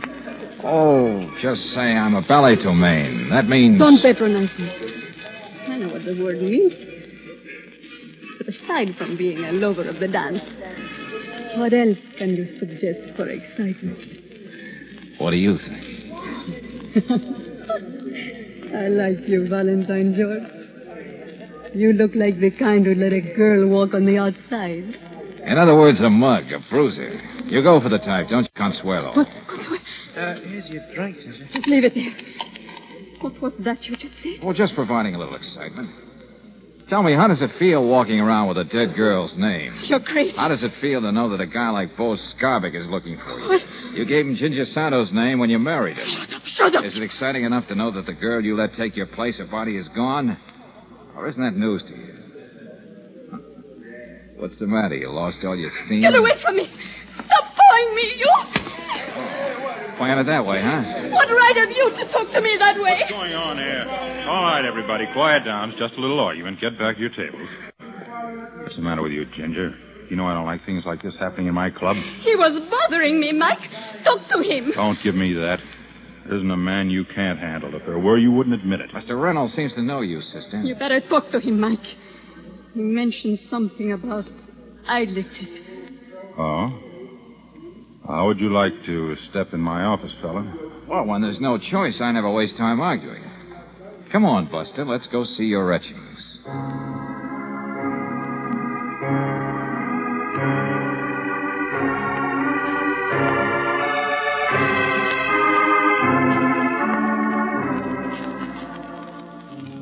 All right, Valentine, I get the picture. Now let me do some talking. Go ahead. It's your deal, Reynolds. I'm a gambler, a businessman, not a murderer. I'm too smart for that. The worst that can be said about me or Ginger You is mean Consuelo. Let me talk. The worst is that we did something to keep the other dame from being shipped to Mexico, so Consuelo's folks wouldn't find out the truth. Now, Reynolds, there's more to it than that. All right, so the kid pulled a fast one on her people. Hired another girl to take her place so she could play it high, wide, and handsome on her own for a while. She's dynamite. She can't stand being cooped up without exploding. Where have you got the body of the real Ginger Santos? My boys stashed it away, but they'll see that it gets back. With a little diplomacy, things get squared again. Oh, you write a nice story, Reynolds, except for the happy ending. You seem to forget... Well, hello, Scarbick. For a while, I thought you lost my trail. Get out of my way, Valentine. I just seen her outside. She's not dead at all. You, Reynolds? Why? Oh, now, come, boys. Let's not forget social amenities. Reynolds, I want you to meet Bo Scarbick, also a very tough guy, but more important, Consuela's husband. Husband? Why, that... And, Bo, this is Mike, your successor in your wife's affection. Yeah, I know. Me even wanting to bury her next to my dear mother. Anyway, I break this kind, huh? Please, Bo, don't. I've caused enough trouble. Get away from Please. me. Can we come in into your charge admission? Now, just a minute. You missed the best part, Lieutenant. This is the end of the third act coming up. Is this Consuelo, George? Yep. And Mr. Reynolds, who does her body snatching. They're all yours, Lieutenant. Now, just a moment, Lieutenant. I can... Quiet. We'll unscramble you down at headquarters. And before morning, we'll know which one of you killed Dryden and that girl. Just to make sure you're not disappointed, Lieutenant, Brooksy and I will bring Nurse Burdick along. She'll have something to say that'll clinch the deal for you. All right, bring her along. Oh, 1 minute. There's something festering in my soul. What, George? Oh, Scarbick, I've got something for you. Huh? Yeah. And if you like it, send Danny around. Pretty good, Valentine. But cut it. All unfested now.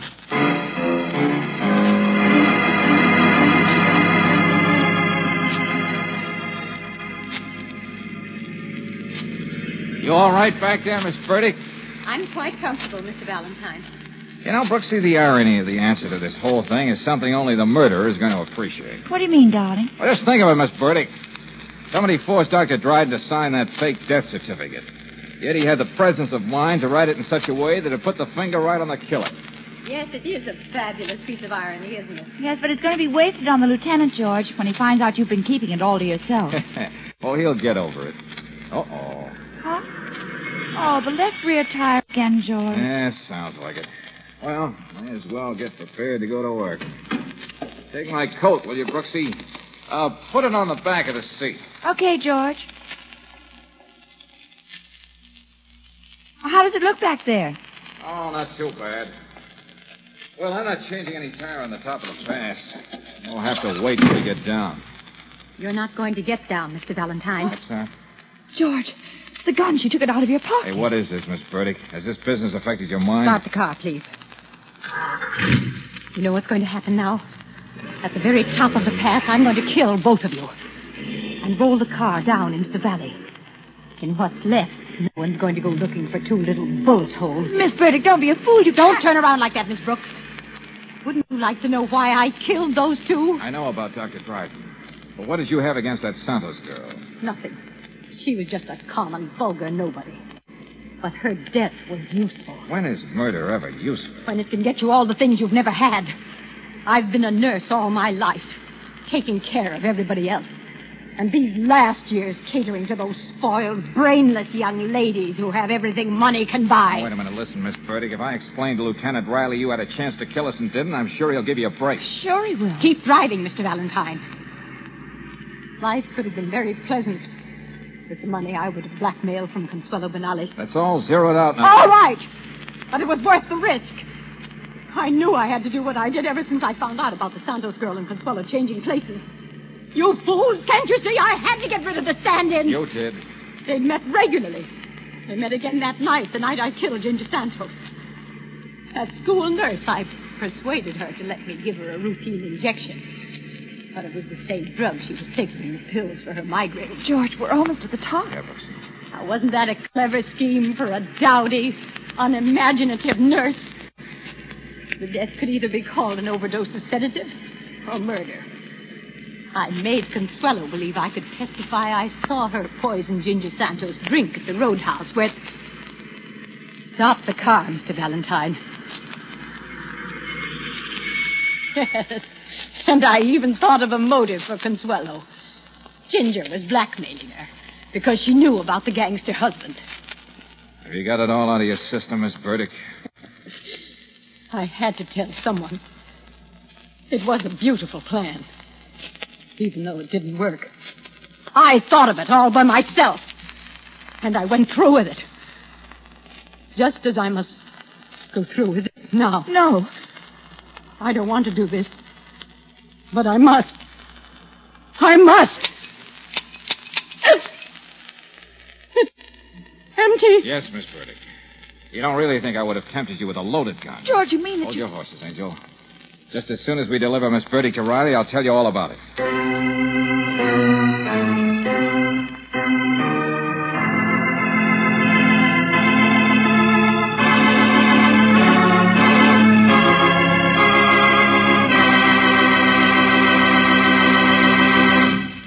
If your car takes a lot of coaxing to get started, if it's logy in traffic, if it drags on hills, then it's hardly giving you command performance. And to get this from your car, get Chevron Supreme gasoline.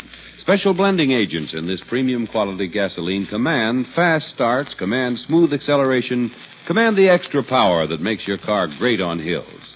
And because high-octane Chevron Supreme is climate-tailored, you can be sure of command performance from your car in each different altitude and temperature zone wherever you drive in the West.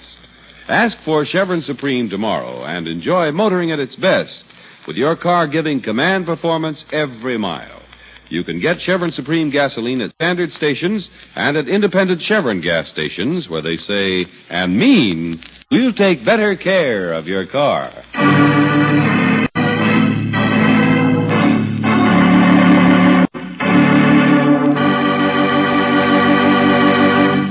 George, I think it was mean of you not to tell me you took the bullets out of that gun. Have you given away? Darling, I was thinking, why didn't Dr. Dryden just go ahead and sign that death certificate? There was no reason to suspect it wasn't an overdose of those pills. Oh, well, that's what I meant by the irony, Angel. Well, I thought you were just making conversation. Part of your act with Miss Burdick. No, Ginger was playing her part like a trooper. Consuela's medical records said she suffered from migraines. So Ginger pretended she did, too. Well, I had those pills analyzed. You see, Dr. Dryden realized there was nothing wrong with Ginger, so he was prescribing sugar pills for their psychological effect. That's what Miss Burdick didn't know. Oh. And when Dr. Dryden demanded an autopsy, she was forced to kill him. I got it. Hello? Oh, yeah, Lieutenant. What's that? Oh, huh? Oh, sure, I guess so. It sounds okay to me. Yeah, bye.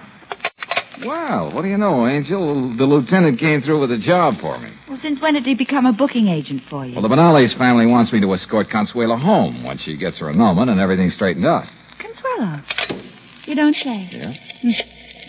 Mexico City, land of sunshine, senoritas with flashing eyes. That's right. Lieutenant Riley, this is Brooksy. Yeah, well, George wants me to tell you we can't take that job. I've suddenly become allergic to hot tamales.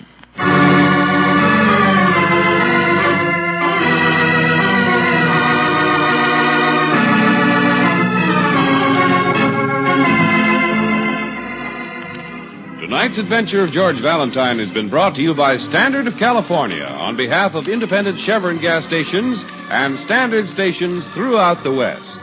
Let George Do It stars Robert Bailey as George with Francis Robertson as Brooksy. Wally Mayer appears as Lieutenant Riley. Tonight's story was written by David Victor and Herbert Little Jr. and directed by Don Clark. Also heard in the cast were Jeanette Nolan as Miss Burdick, Tony Barrett as Scarbick, Barney Phillips as Reynolds, Junius Matthews as Idlitz, Peggy Weber as Consuelo, and Jack Crucian as Max. The music is composed and presented by Eddie Dunstetter. Your announcer, John Heaston. Listen again next week, same time, same station, to Let George Do It.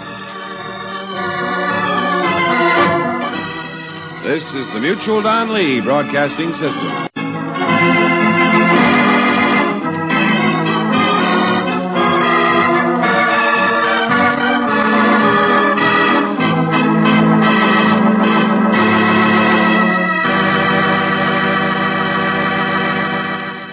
Welcome back.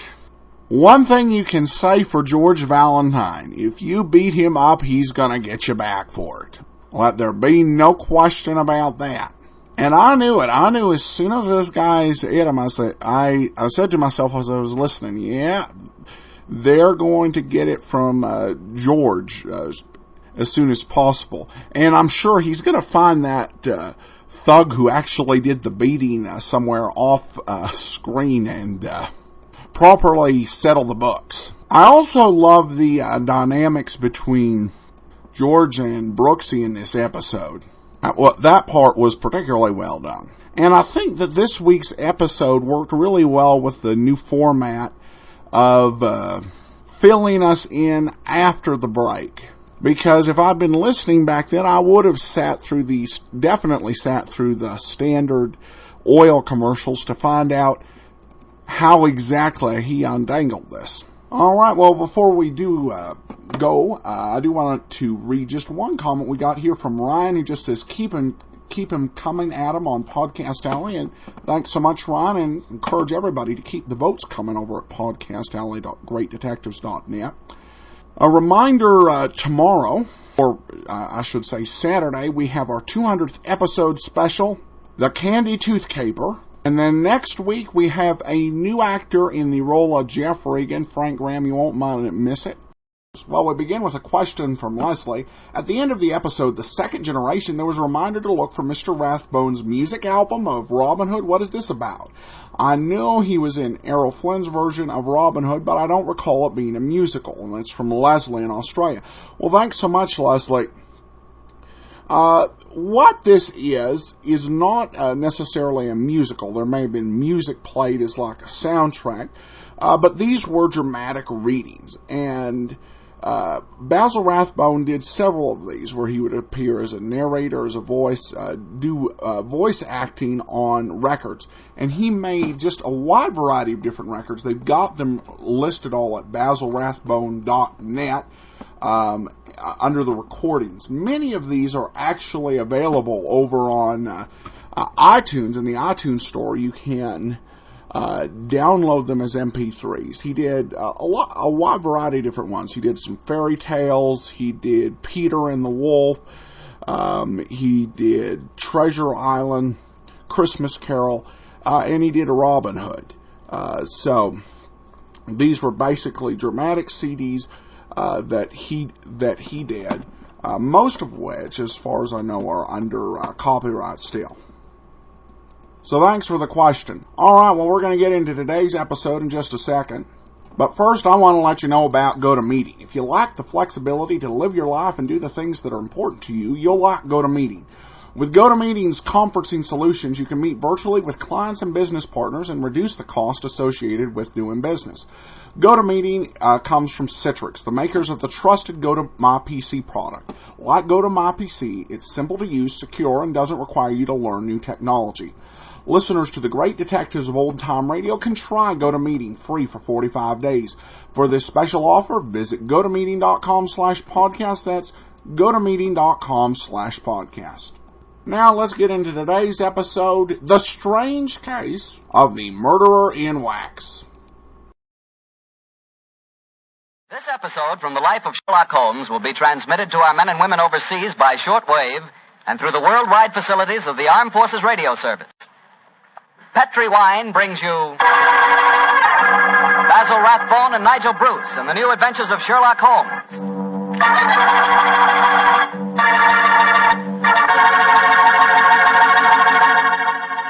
The Petri family, the family that took time to bring you good wine, invite you to listen to Dr. Watson tell us another exciting adventure he shared with his old friend, that master detective, Sherlock Holmes.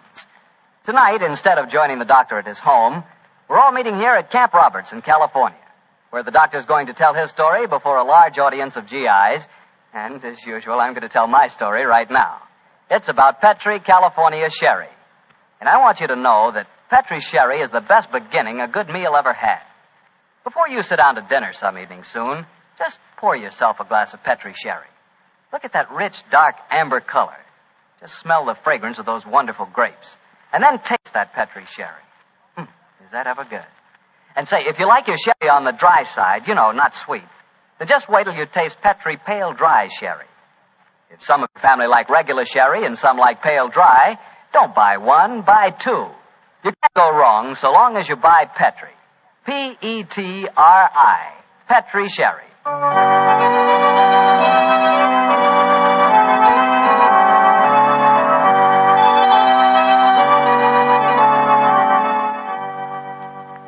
And now let's join Dr. Watson and get on with our story. Good evening, Mr. Bartell. Well, Doctor, your study seems a little bigger than usual this week. Yes, my boy. I felt that as tonight's new Sherlock Holmes adventure was rather an exciting one, the men here at Camp Roberts might like me to tell it to them in person. I'm sure they will, Doctor. Which particular story have you selected? One that I call The Strange Case of the Murder in Wax. It concerns one of the most sinister mass murderers who ever threatened the peace of London. It was in the summer of 1900, and the city had been rocked by a series of ghastly murders on Hampstead Heath. Hampstead Heath? Yes, Hampstead Heath. That's a large, rambling park in the suburbs of London, Mr. Bartell, and noted as a rendezvous for young lovers. It was here that the elusive murderer, knife in hand, was wont to roam at night time, searching for his prey. All of his victims were young girls, and despite the frantic efforts of the police, each murder seemed to be as baffling as the one that preceded. Finally, of course, as usual, Scotland Yard came to Sherlock Holmes for help. It seems almost like yesterday, Mr. Bartell, that Inspector Lestrade stood in our Baker Street rooms, imploring Holmes to handle the case. Mr. Holmes, you've got to help us. I don't mind telling you the yard's at the end of its rope. I sympathize with you, Lestrade, but I don't see that there's much that I can do. Only the police can handle the widespread detailed work necessary to this case. The private detective is helpless. Yes, perhaps if you'd come to Mr. Holmes in the first place, Lestrade, he might have helped you. But the murderer hasn't finished yet. There'll be more killings if we don't catch him, you mark my words. Mr. Holmes, please help us, won't you? Before I commit myself, Lestrade, give me the exact chronology of events, will you? All my information on the murders has been derived from the London newspapers, notoriously inaccurate in matters of fact. I can give you all the particulars, sir. I've been on the case right from the beginning. All the murders have taken place on Hampstead Heath at night time, and all the victims have been young women. Who was the first one? A girl by the name of Oakley, Bessie Oakley. She was a shop girl who worked at Derry and Tom's in Kensington High Street. 3 weeks ago, she was out on the heath with a young fella by the name of Alfred Smith. From what he told me, it was a moonlight night that night as they sat there out on the heath. Come on, Bessie, give us a kiss. Oh, go on, Fred. Don't be so soppy. I ain't soppy. Come on, Bess. Hello. Who's this coming towards us? Bloomin' prowler. Here, you, what you want? Can't you say something? Look how Bessie's got a knife. No, you don't. Devil, you hit my Fred. Keep away from me. Keep away from me, you.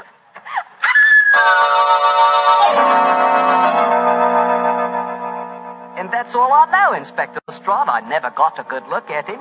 He conked me on the head, and when I come to, there was poor Bessie with her throat cut. Yeah, that's your story, young fella, my lad. All right, Sergeant. You can book him on suspicion of murder. Sir George, we shouldn't be walking on the heath. Didn't you read about the murder here 2 days ago? It's a fine thing. I take you out in the moonlight, and you talk of murders. Let's talk about us, Violet, darling. It seems to me we should talk about your wife. My wife doesn't mean anything to me anymore. Violet, if I could get a divorce, There's someone behind that tree. He's coming towards us. Who are you, son? What do you... No, you don't. Don't come near me. Don't.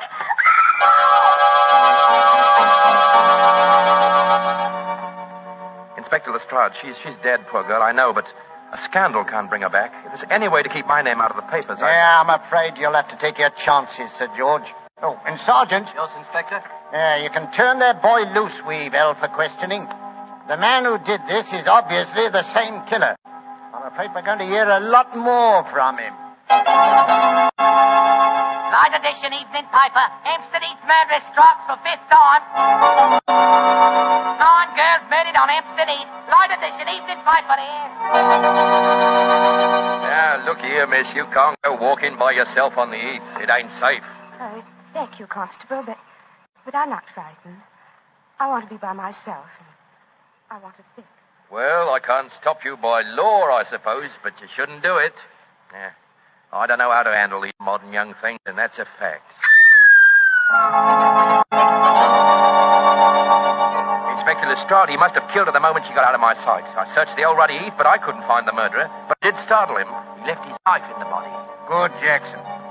The body's not been identified yet, eh? No, Inspector. We'll print her photograph in all the papers. We've got to find out who she is.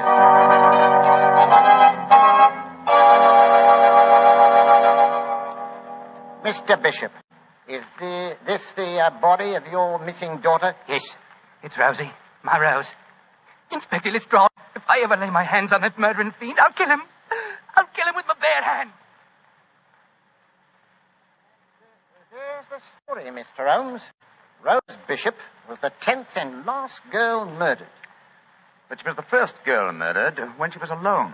Eh, Lestrade? Yes, sir. You found no clues? Well, none that proved anything when we checked on them. Let me ask you a question or two, Lestrade. Well, anything you like, sir. You've taken the obvious precautions, of course. Oh, how do you mean, You sir? posted a heavy police guard on the heath? Why, yes, sir. We've had 100 plainclothesmen walking there at night ever since the second murder. But he seems to slip through our fingers. I suppose you've also posted policemen dressed in women's clothes. Yes, Mr. Holmes. And we've hired girls to walk the heath in couples with our plainclothesmen.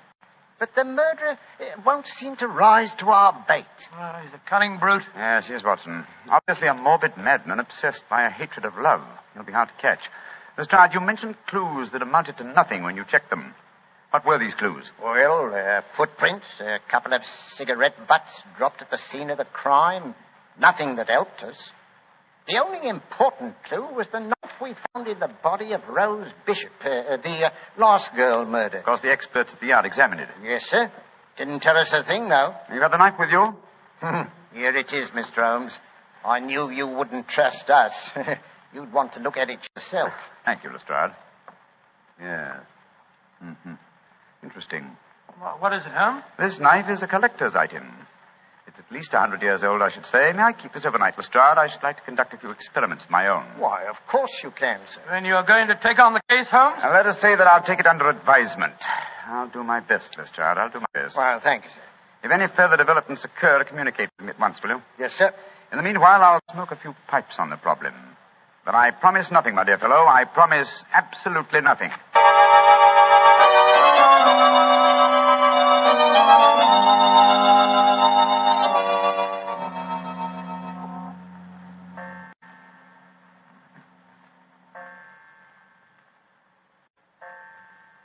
3 o'clock in the morning, Holmes. You're still peering through your microscope at that knife Lestrade left for you. That's true, old chap. That's quite true. I must be a very dull companion. Why don't you go to bed? Oh, because I'm afraid I may miss something. Confound it. Have you discovered anything? Yes, I think so. Oh, what? The handle of this knife is corrugated. On the underside, I observed a slight diffusion in the markings. Under the penetrating eye of the microscope, I found a minute deposit which had caused the diffusion. I have just analyzed that deposit. It's wax, colored wax. Colored wax? Well, what does that signify? Oh, by itself, very little. But when you combine it with a knife that definitely belongs to another century, it does suggest a certain origin. I got an idea. Perhaps it came from the theater. An 18th century dagger could belong in a period play. And the colored wax might easily be part of an actor's makeup. Excellent deduction, Watson. Oh, thanks, Stuart. However, my own theory would be that this dagger came from a waxworks exhibition. Oh, wrong again. Putty is used in theatrical disguises, but I don't recall the use of colored wax. Whereas it is used in making waxen effigies. And, of course, the dagger would belong as part of the costume. Precisely, my dear fellow. It's a long chance, but I think in the morning we'll make a tour of the various London waxworks exhibitions. If my deduction is a false one, at least we'll have the pleasure of a busman's holiday. We can visit all our old friends who died on the gallows.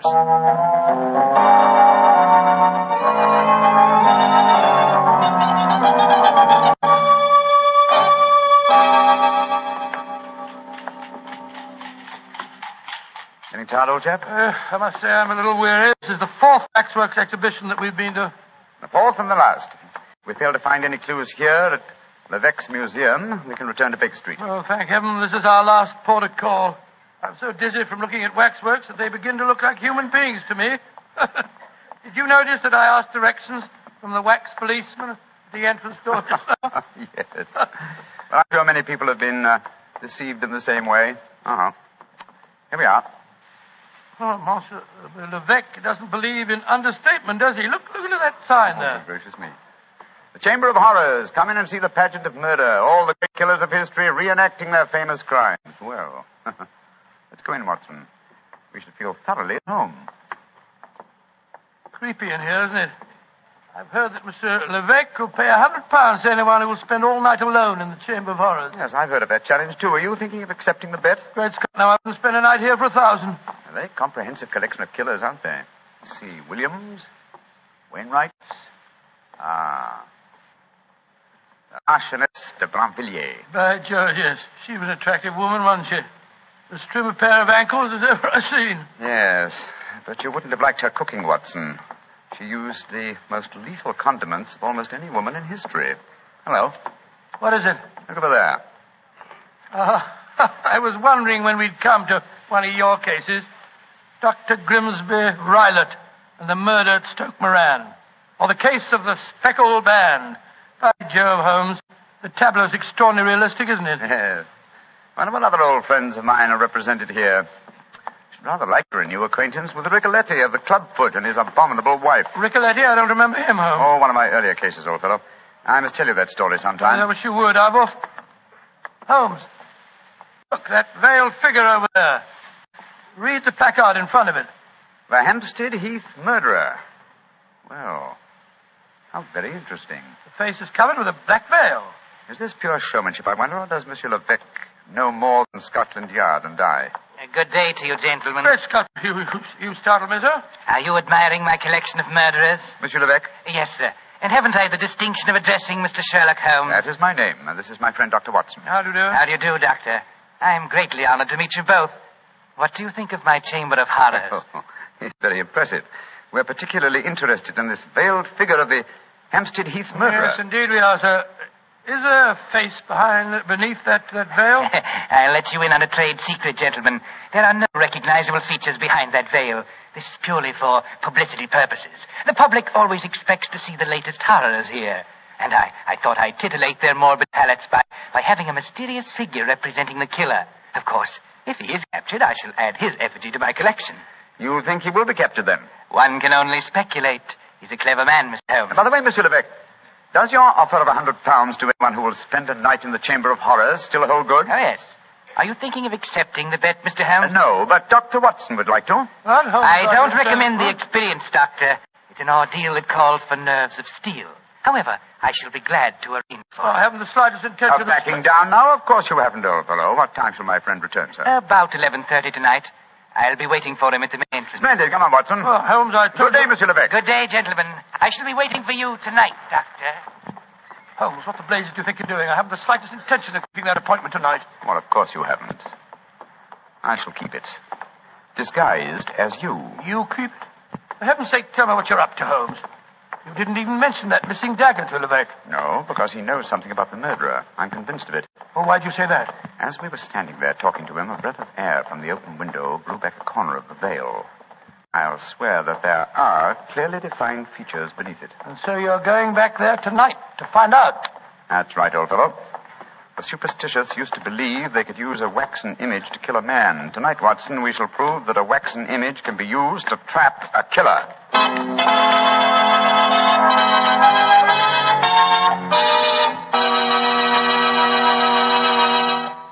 Dr. Watson will continue his story in just a second, so I'm just going to remind you that there are lots of ways to make good food taste better.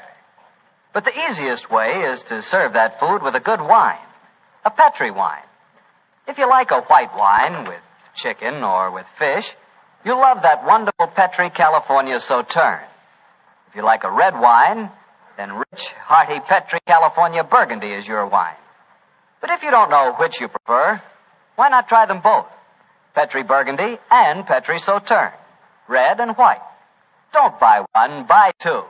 But always buy Petri. Well, Doctor, so Sherlock Holmes decided to disguise himself as you and spend a night in the Chamber of Horrors, yes, that's right, Mr. Bartell. After dinner that night, he began to apply the makeup. It's uncanny to sit there in Baker Street and watch Holmes slowly turning into a very convincing replica of myself.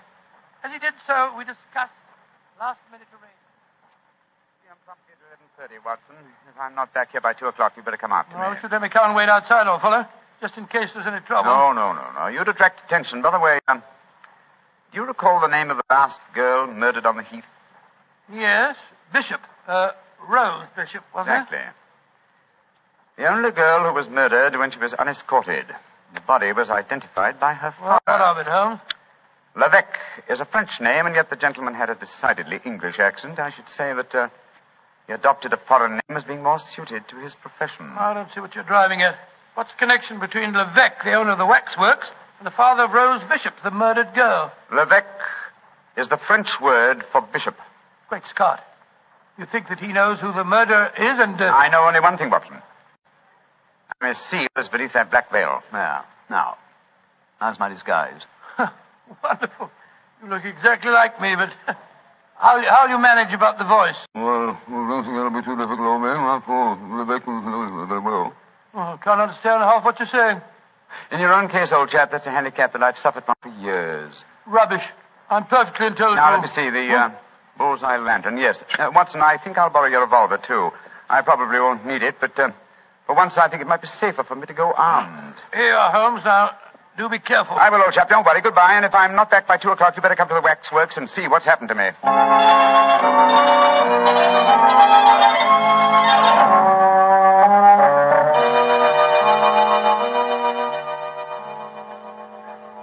Dr. Watson, you don't mind if I search you? Oh, gracious.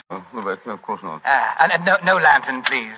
The moonlight will give you all the illumination that you need. Oh, dear me. A revolver in your pocket. I'm afraid I can't allow that. Oh, no. Once before, a young man who unwisely accepted my bet left bullet holes in some of my finest waxworks before he finally went raving mad. Gracious me, raving mad, did he?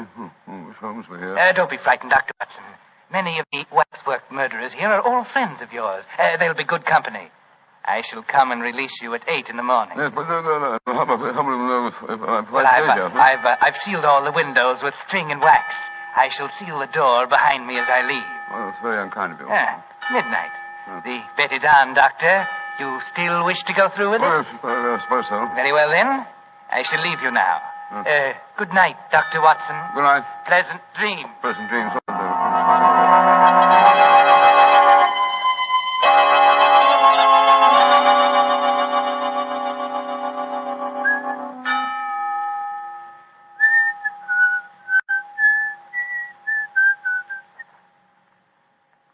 What's that?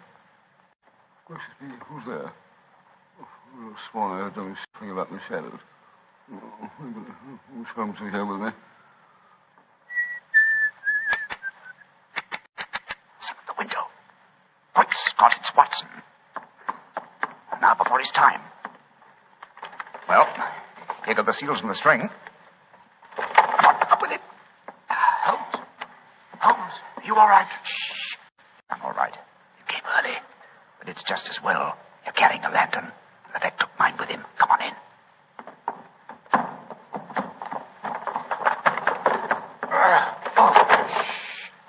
There we are. Go on, open or quiet. I'm glad to see you, Watson. But what made you decide to come here so early? After you left the start, came to Baker Street. He told me there was another murder on the Heath at 7 o'clock tonight. Another murder, eh? I started worrying about you, Holmes. I had a premonition of impending danger, and I decided to come over here. You're not angry with me? Oh, of course not, my dear fellow. I'm glad of your company, and I appreciate your concern. Have you looked under the veil of the waxwork figure of the Hampstead Heath murderer yet? No, I was just about to. Your lantern will be most useful. Come on, Watson. Oh, what have you been doing? Just doing nothing? Yes, I wanted to give Levesque an impression that I was here for the night, and I also wanted to do some serious thinking. I smoked 2 pipes on the problem, Watson, and I think I know the answer now. I'm willing to swear you'll know the face you see when I lift the veil from the waxen dummy. Here's the figure. Now, hold your lantern a little higher, will you, old chap? That's it. I lift the veil, and who do we see? Good Lord, it's the waxwork figure of Levesque himself. Precisely, Watson. An unparalleled example of the self-betrayal inherent in criminal egotism. Levesque couldn't resist the... Holmes, the waxwork is moving. It's alive. Yes, gentlemen. Which is more than either of you will be in a few minutes. You re-entered this room by a secret door, I suppose? Yes, Mr. Holmes. And since you've displayed such a flattering interest in the Hampstead Heath murderer, I decided to remove the wax figure and appear in person. Look out, Holmes. He's got a revolver. Oh, no, Doctor. This isn't a revolver in my pocket. What would the Hampstead Heath murderer want with a revolver? This is a knife.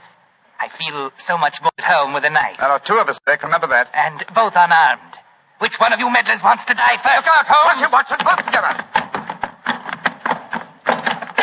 The lantern smashed. Yes, and the moon's fading. What a pity. Holmes, where are you? Over here by the effigy of Macbeth.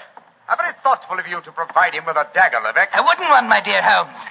You can't escape me. I can feel my way in the dark here. I know every inch of this room. You're doomed, both of you. Don't strike a match, Holmes. You'll make a target of yourself. Devil with that. I'm lighting this newspaper. It'll make an excellent torch to set light to the nearest waxwork. No! Don't burn my waxwork! Wax on a wooden frame should blaze brilliantly. There we are.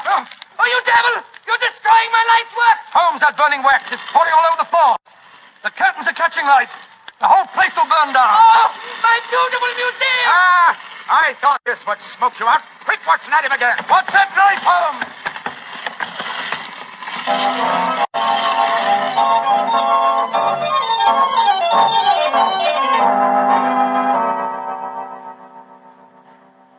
Well, Mr. Holmes, you've done it again. You've solved the case in a blaze of glory. Get the point, sir. A blaze of glory. Yes, Lestrade, I get the point. Thank you very much. Pass that marmalade, will you, Watson? Holmes, is that the morning paper you brought with you, Lestrade? Yes, Doctor. Want me to read you the headlines? Yes, please do. Yeah. Hampstead Heath murderer captured in fire that destroys waxwork exhibition. You know, Mr. Holmes, you and the doctor were lucky you weren't burned to death. Never mind the chance you ran of having your throat cut by that maniac. It was fortunate that the police and firemen were on the scene as quickly as they were. Levesque had the strength of 10 men. Yes, the strength of a madman. He'll never stand trial, of course. No, Doctor. He'll end up in an asylum where he belongs. Mr. Holmes, what made you suspect Levesque? You first gave me the clue yourself, Lestrade. You told me that all the murdered girls were accompanied by men when they were attacked. All of them save one, Rose Bishop. Therefore, if the murderer was venting a hatred of love, he had to be someone very close to Rose Bishop to know that she was a suitable victim. That point alone, which I was shockingly slow in observing, should have told us to focus our attention on the father, Mr. Bishop, alias Levesque.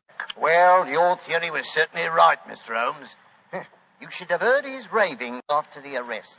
He swore his daughter had been ruined, and so he'd killed her, too. Holmes, the waxwork figure of the killer, the one with the veil over its face, the features underneath were those of Levesque himself, weren't they?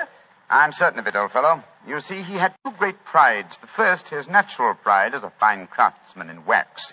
The second, his perverted pride as a prominent and successful murderer.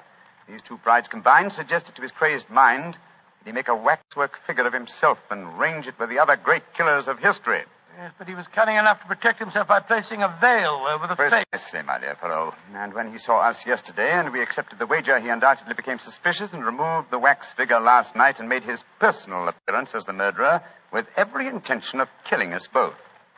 Yes, we were very lucky, old chap. Yeah, if you ask me, Mr. Holmes, you've been very smart. No, I quite agree, Lestrade. I think you solved the case brilliantly, Holmes. No. I've been very sluggish. I solved by circumstance and melodrama what should have been a purely intellectual problem. I'm not pleased with myself. Lestrade, I hope that my name has not been used in that newspaper report. No, it hasn't, sir. Excellent. I want no credit in this case. Well, do you mean to say that you're going to let Scotland Yard get the praise for catching him, Holmes? Why not? Well, that's very generous of you, Mr. Holmes. It'll make things a lot easier for me. Yes, it certainly will. Holmes, I can't see why you reproach yourself. Because, my dear Watson, like the Hampstead Heath murderer, I, too, have my pride as a craftsman. This case had a clearly defined pattern, and I was unable to recognize it. If you should have occasion to chronicle this story, Watson, and I should prefer that you didn't, I would like you to entitle it The Education of an Idiot. Oh, come now, Holmes. The education of an idiot? That's absurd. I know. But if you do tell this story, it'll probably end up as The Strange Case of the Murderer in Wax.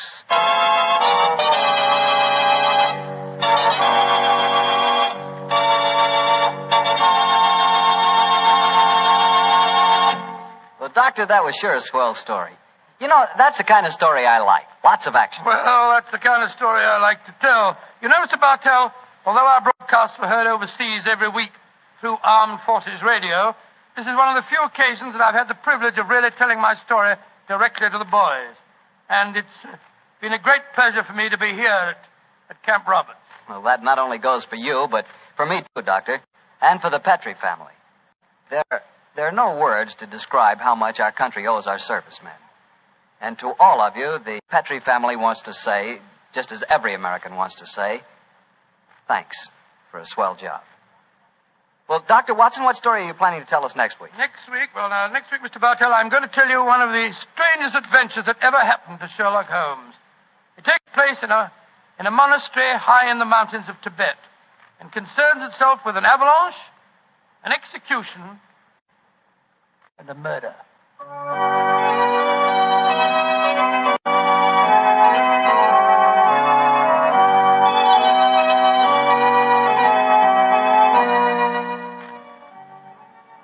Tonight's Sherlock Holmes adventure was written by Dennis Green and Anthony Boucher and was suggested by an incident in Sir Arthur Conan Doyle's story, The Adventure of the Second Stain. Music is by Dean Fossler. Mr. Rathbone appears through the courtesy of Metro-Goldwyn-Mayer, and Mr. Bruce through the courtesy of Universal Pictures, where they are now starring in the Sherlock Holmes series.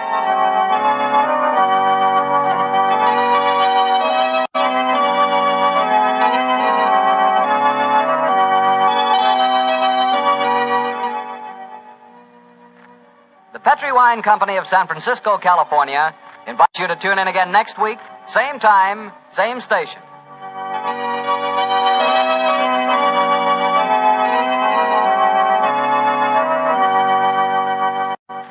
This is Harry Bartell saying good night for the Petri family. For a solid hour of exciting mystery dramas, listen every Monday night on most of these same stations at 8 o'clock to Michael Shayne, followed immediately by Sherlock Holmes. This is the Mutual Broadcasting System.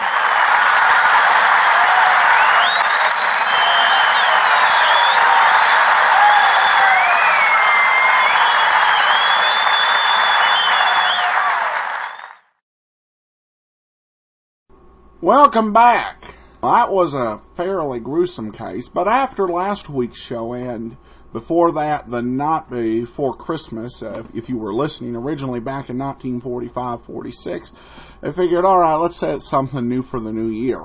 Plus, it was nice again to see them go actually before the troops to entertain and record the show. They'd done a couple war bond benefits, but I do remember Michael Galea saying that his father had gone to see Rathbone and Bruce record Sherlock Holmes while he was in the military. So this could very well have been it.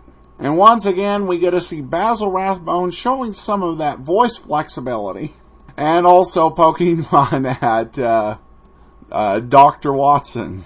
That's always classic when they do that.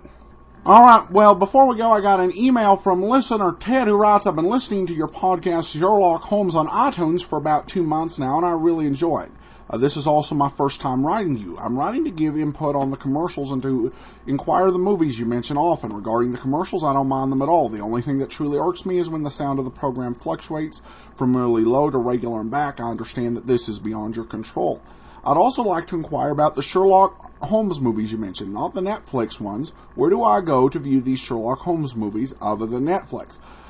Thank you for bringing these programs to the masses. I used to listen to the KNX Radio Hour on KNX 1070 in Los Angeles until they discontinued this programming a few years back, and I absolutely love them. I'm 38, so hearing a program that aired the day of Pearl Harbor just amazes me. Thank you, and I look forward to your response.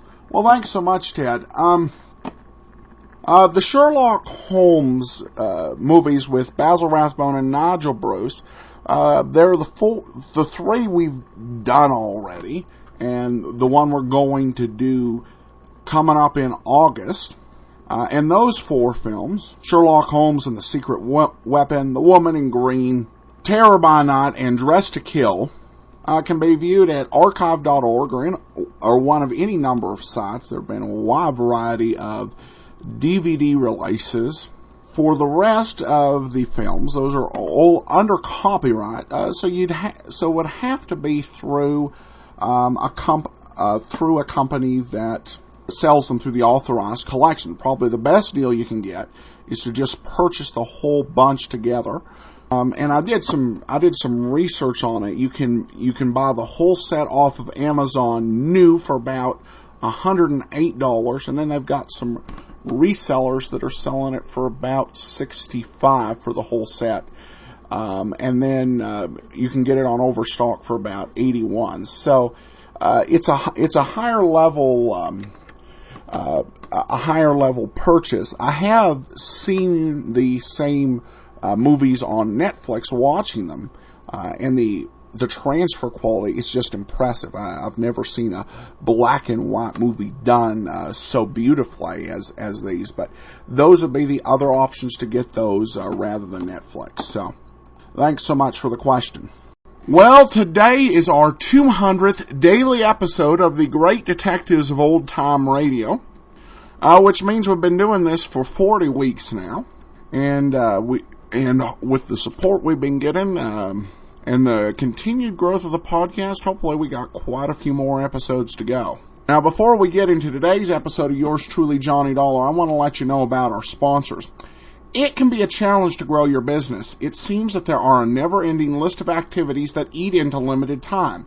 That's why I'm so glad GoToMeeting is a sponsor, because GoToMeeting allows you to do more with the time you have. Whether it saves you a plane trip to Japan or just a trip across town, GoToMeeting saves you time on travel. It can also give you greater flexibility in your scheduling. With GoToMeeting, you can have a meeting with clients in Chicago and then immediately afterwards be able to connect with vendors in Newark through the convenience of GoToMeeting web conferencing. Listeners to the Great Detectives of Old Time Radio can try GoToMeeting free for 45 days. For this special offer, visit GoToMeeting.com/podcast. That's GoToMeeting.com/podcast to start your free trial. Well, I mentioned that there were a lot of rehearsal copies of yours truly, Johnny Dollar, where there was no other copy available other than a rehearsal. We're actually in a stretch that began with the story of the 1008, where literally every other episode is only a rehearsal. So this episode is a rehearsal, and then the next episode is the one that we actually have the episode that aired. And then the one after that, we have another rehearsal. And then we're done with rehearsals for a little while. But the next time we run into them, the two rehearsal episodes will be running back to back. All right, there are a few rough spots in this recording, so bear with us as we listen to the rehearsal of the Abel Tackett matter. From Hollywood, it's time now for Edmund O'Brien as Johnny Dollar. Mr. Dollar, this is Mrs. Tackett. Did Mr. House talk to you about Abel? Oh, yes, Mrs. Tackett, he did. He thought maybe you and I could get together this afternoon. Yes, of course. Please hurry. I certainly have a right to know if my husband is dead.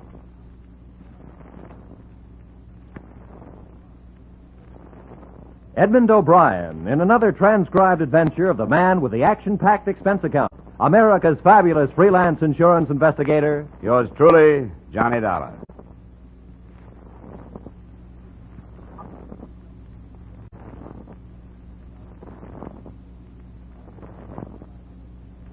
Expense account submitted by Special Investigator Johnny Dollar to Home Office, Corinthian Life Insurance Company, Hartford, Connecticut.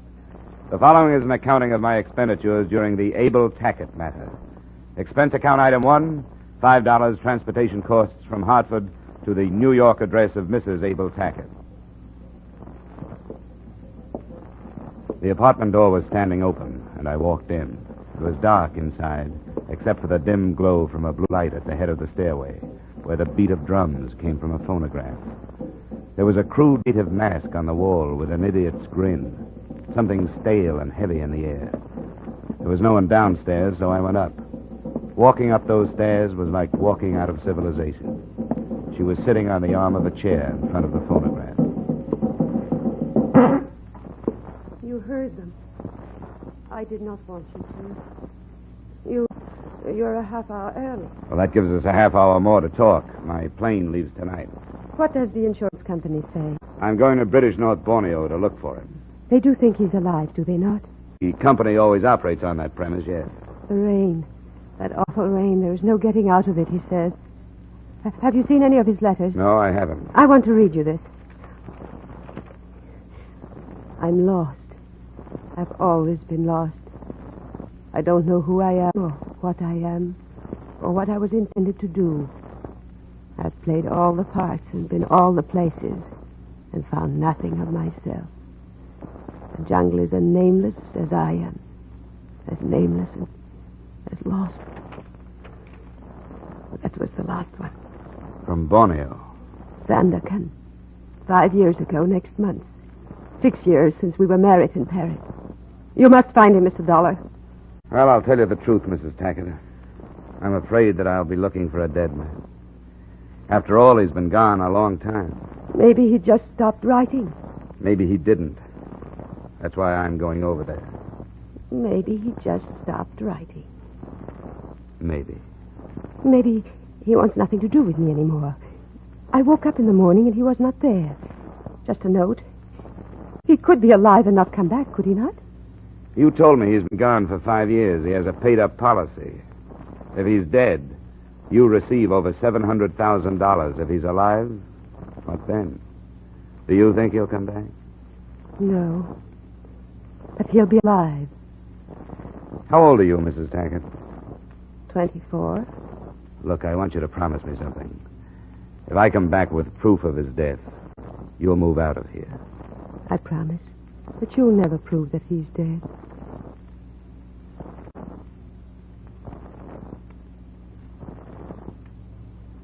Expense account item 2, $1,280.45 for the trip by air from New York, Chicago to San Francisco to Manila. Expense account item 3, $200 on the first ship to Sandakan. They called me supercargo.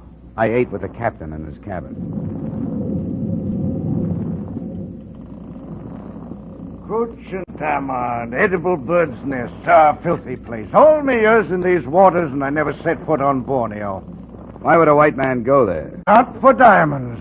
Malaria, maybe, or a new type of insanity. You look sensible enough. Who is this man, your brother? No, never met him. But I've got to find him, that's all.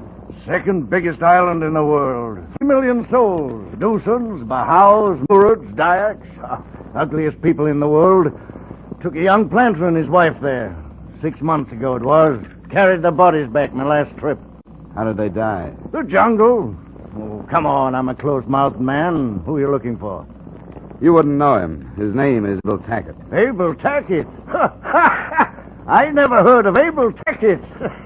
You find me a hand west of Tawau who hasn't heard of him. You knew him? Nobody knew him. He wasn't a man to know. He was a man to talk about. I want to show you something. Look here. That's a nasty scar. Right across the chest. Abel Tackett. If you find him, give him my love. How did that happen? In Manila. He did it slowly, as if he was enjoying it. Had a picture of a girl, and I said something. Coffee? No, thanks. Was it his wife? His wife, perhaps, or somebody else. Steward! Hot coffee! Hot coffee! Hot coffee!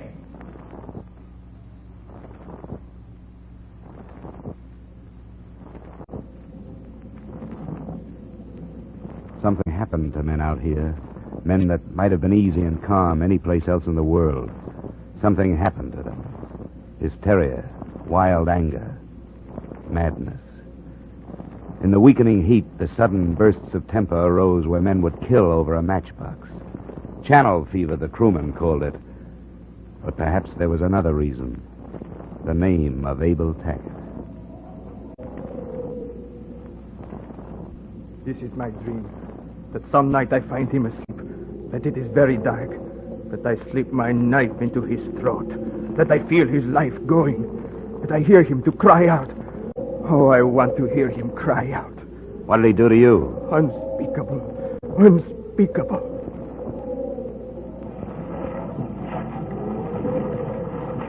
Oh, all look for him. All. Find him. Oh, knife, shoot, kill, hate. Oh, Tackett, devil. Tackett, devil.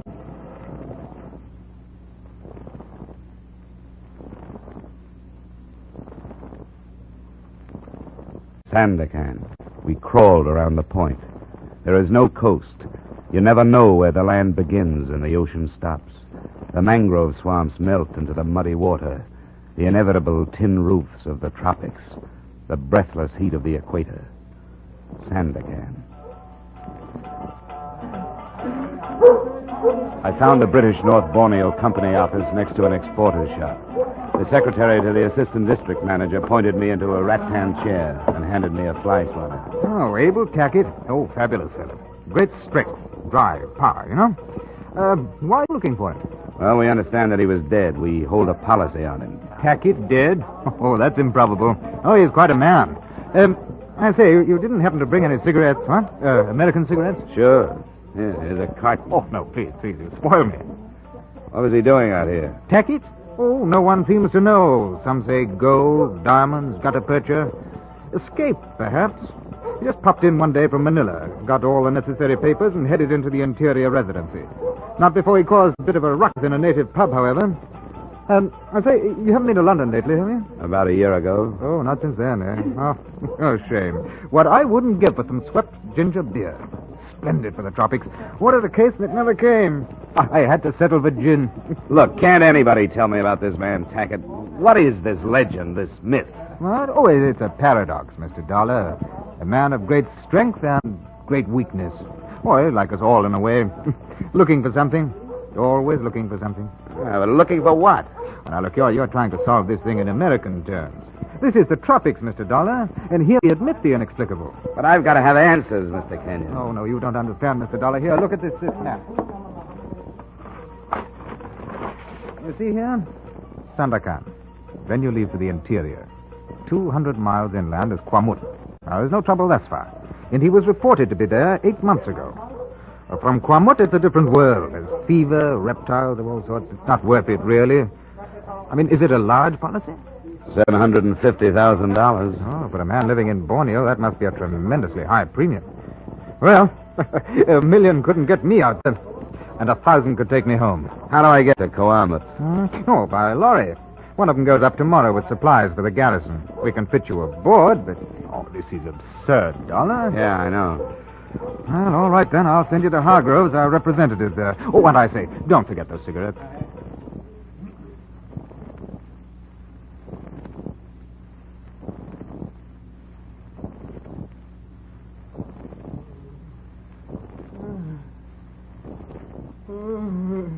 My husband's been going on like that for 5 days.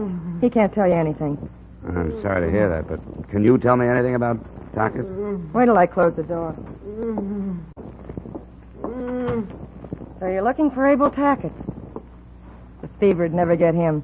You know if he's alive? Alive? Sure he's alive. How do you know? If you knew Abel Tackett, you'd know he's alive. We spent a lot of time together when I was on the coast. And did you know Tackett in the States? Nope. Playboy, he told me. Said he wanted something, but never knew what. I told him what he wanted was love. But he wouldn't stay, and then I tried to stop him from leaving. If you find him, what happens? Depends how we find him. If he's alive, I suppose I'll try to talk him into going back home. If he's dead, I want the proof. You better go back to your husband. Nothing I can do. Look, Miss Dollar, if you find him alive... I'm going to try to send him home. Tackett'll never go back home. I'm going with you. Not this trip. I'm going with you.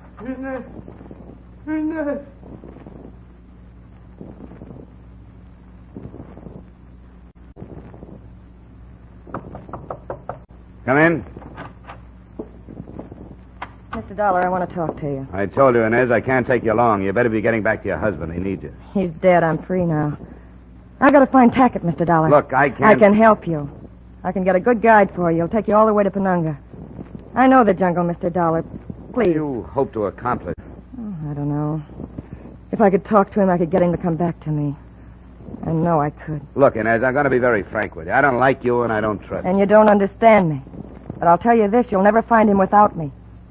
I knew him better than anyone else, and you have to have a good guide, and I can get it for you. I'll get my own guide. Someone sent supplies to him a month ago. I know who it was. Okay, Inez. It's a bargain. Pack up.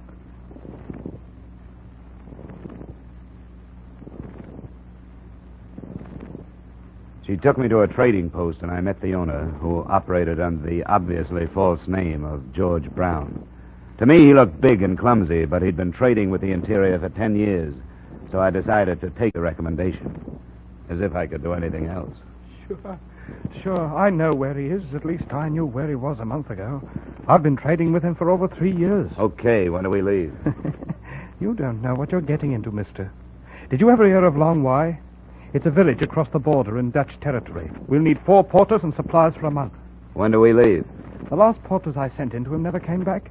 The Pun and Dykes got them, most likely. They're headhunters, you know. Which one of us are you trying to talk out of this, you or me? I can always use $500. But that isn't all the pay I'm going to get. What do you mean? If I find Abel Tackett, I'm going to kill him.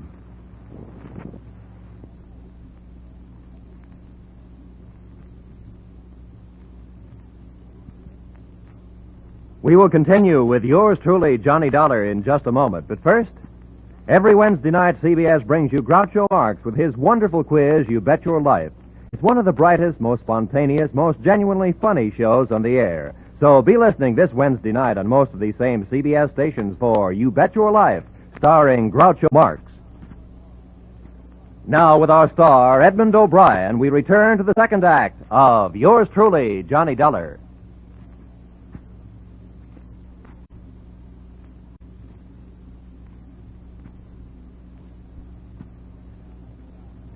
Expense account, I'm $830 to Long Y, Dutch Borneo. One of the first things I learned about jungle travel was not to waste breath talking. Not until we made camp that night was there conversation. A slow day. The woman slows us down. Where is she? In her hammock. It couldn't be helped. It was a bargain. I didn't want her to come. I wonder why he picked Long Y. I wonder a lot of things. The easiest travel here is on the rivers. If he'd picked a river village, it would have been simple. This way we have to fight for every foot. What are you going to do when we find him? What do you mean? About my killing him. I'll decide when the time comes, if it does. Maybe I don't think you'll go through with it. Now, if you really wanted to, you wouldn't have waited for me to come along. Oh, I suppose it was in the back of my mind before then. I knew something had to be done, but I hadn't decided. Now, I had. What did he do to you? What does he do to everything? He spoils it. When the Pun and Dykes are peaceful, my trade is good. When they're not, my trade is... Oh, now look, Brown. You aren't going to tell me that this man is capable of stirring up a few thousand natives. That's ridiculous. Is it? Well, how does he do it? Why? How? By being there in their country. They hate him. They're afraid of him. And when the Dykes are trouble, they're dangerous. Why does he do it? I can't think of any reason. He makes no profit from it. He lives. He works a plot of ground. He hunts. I suppose it could be that he doesn't know he's doing it, but he is. He's got to be moved out. The only way to move Abel Tackett is to kill him. Well, I'm going to turn in.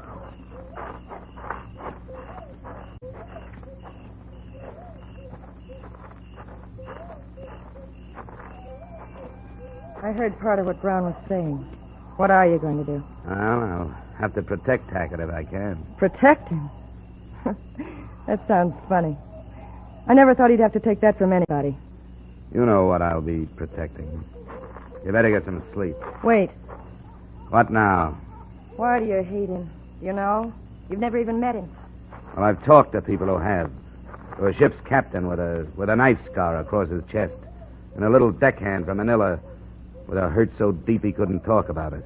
You and your husband, a few others. And I met his wife. He's never talked to me about her. Well, that's the first thing I've heard in his favor. Maybe he's human enough to be ashamed of what he's done to her. Maybe he realizes what he meant to her, and that she'd stop living when he left. Because that's what he's done. It's not all his fault. The trouble he had in Manila and Sandakan. He told me the men thought he was afraid of him. He wanted to show him he wasn't. He'd never known people like that. He didn't know how to get along with them. Say that it doesn't make a difference how I feel about him. We'll get to him as quickly as we can. I'll figure out some way to stop Brown if he makes a try. Maybe that'll be too late. But Brown's going to be stopped, Mr. Dollar, I promise. If you don't do it, I will. Go get some sleep. We break camp at dawn.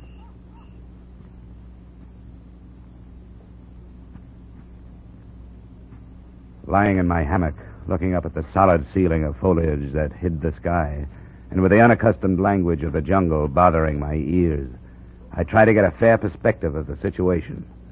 But I couldn't. I couldn't answer any of the questions. I dropped off to sleep realizing that I was more than anxious to meet the amazing Abel Tackett.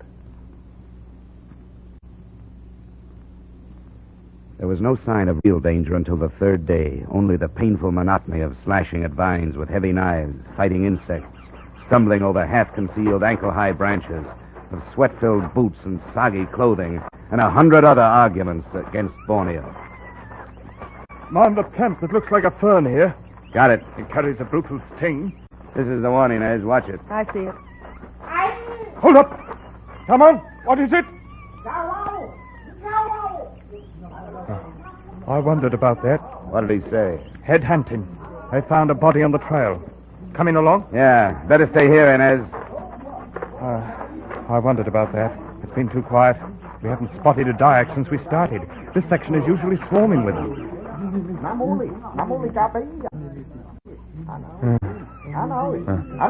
Poor beggar. How does that look to you, Dollar? You still think the natives aren't stirred up? No. No, it looks like they're stirred up for it. Poor beggar. He can thank your man Tackett for what he got. We don't have to look at him. It's the work of a Punan. You can tell by the clean wound. Their Mandaus are the sharpest ones in the island. They know we're coming, Inez. Yeah. How do you know that? I know them. They hide the bodies. They don't leave them on trails unless they've got a reason to. Like telling us to stop, huh? That's right. Look at those boys of mine. Waiting to see what I'll do. Waiting the chance to slip into the brush and head for home. Can you hold them? I can hold them. I'll shoot the first one that tries to leave, and they know it. Come on, Battle Boys, the house! We'll have to make a camp here. They're great people for Romans. I told them to start looking for good ones. Yeah, and I know them. It'll take the rest of the day and half the night to find enough to move them towards Long Wai again. How do the omens look to you? I can't say yet. The headhunters know we're coming, but they don't know why. If they knew we were coming after Tackett, each in our own fashion, so to speak, I don't think there'd be any trouble from them. But they don't know, and there's no way to tell them. You're blaming Tackett for this? I am. You stupid fool! Do you really believe in this idiotic stand you've taken against him? Or is it a convenient answer for some mistake you made with the natives? I can't be quiet. Inez, stop it. Don't you believe it? You're lying! Make her shut up, Dollar. I'll shut after you've answered me. Stop it. We've had enough. We don't need hysteria, and I'll be quiet, will you? You won't answer me. Will you? They've been headhunters from the beginning. So tell me why Tackett is to blame for what you found on the trail. Tell me why! Well, if you'll shut up long enough to hear it. You've been in Borneo too long. I know what the tropics do to men like you. I know the people. For 10 years I've learned to know them. I understand about headhunting. To the Dayak ahead of the strongest magic in the world. Strong enough to bring rain, make things grow. Strong enough to protect the whole kampong from plague or anything else. Like enemies. You should have been born in one of their filthy huts. You think like one. Forget it, Brown. Forget it. She'll find out I'm right. Headhunting was almost stopped until Tackett came here. Then it started again. Because they hate him. Because they're afraid of him. That's why they're collecting heads again, and that's the truth. Blame everything on Abel Tackett. If you can't find another reason for something, blame it on Abel Tackett. Oh, I've had enough. Brown! What the devil's the matter with you? You heard her. I've been in Borneo too long.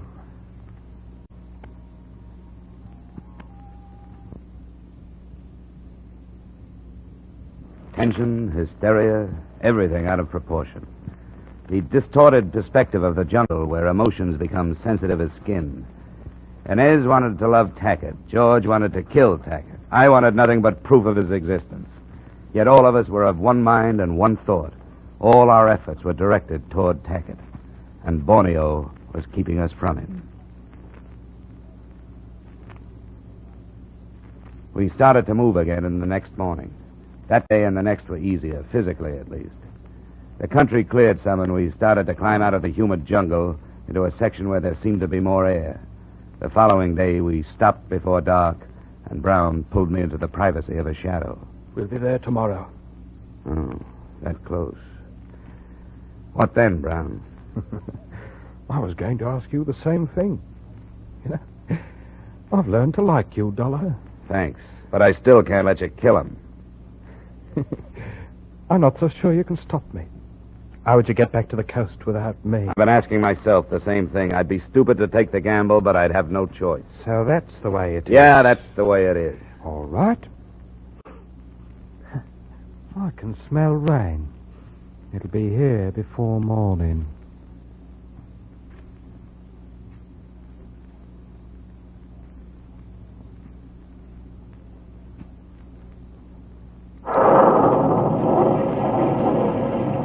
Our first sight of the village of Long Y was from a low hill. It was veiled by the slanting sheets of rain that floated across. A welter of huts, two larger buildings for gatherings, but not a sign of life. Abel Tackett's hut was barely visible, a mile or so down the shallow valley. We started down toward it.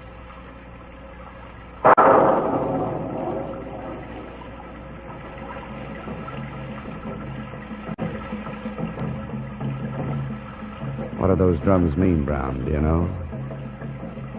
Yes, I know. Mama Tolu. A happy little ceremony when the headhunters come home. It could turn sour if they knew we were here, but I think we can move across the clearing. Let's go. What are you going to do, Dollar? Aren't you even going to warn him? All right, if you won't, I will. Abel! Abel, be careful! Come on, take her. Be quiet. Come on, Dollar.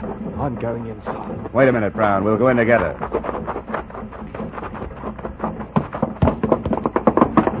Tackett.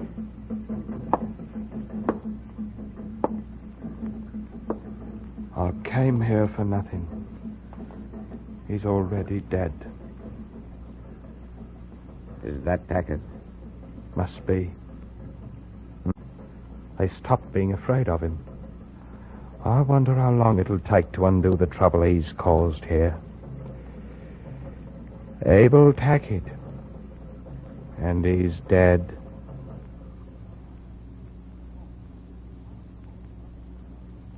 There was the body of a man laying on the floor, dirty duck short and jacket, but no papers. I couldn't positively identify him as Abel Tackett. The natives who had killed him were headhunters.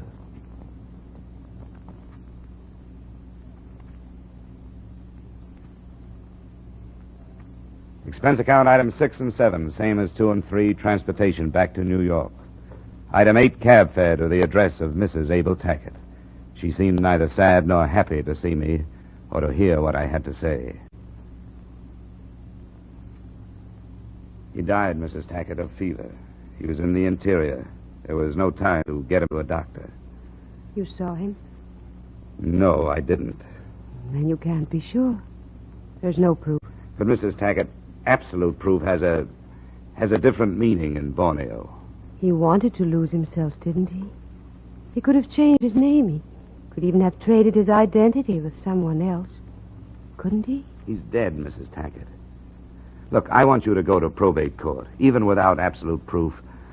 With what I brought back, you can have him declared legally dead. You're his sole heir. There are no other living relatives. His estate, his fortune, they're yours. They're yours to live with.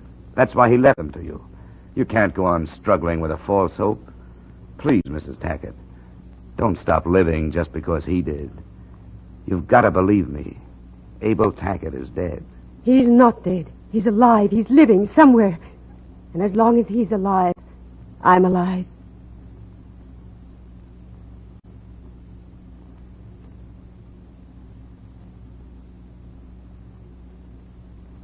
There was nothing to do.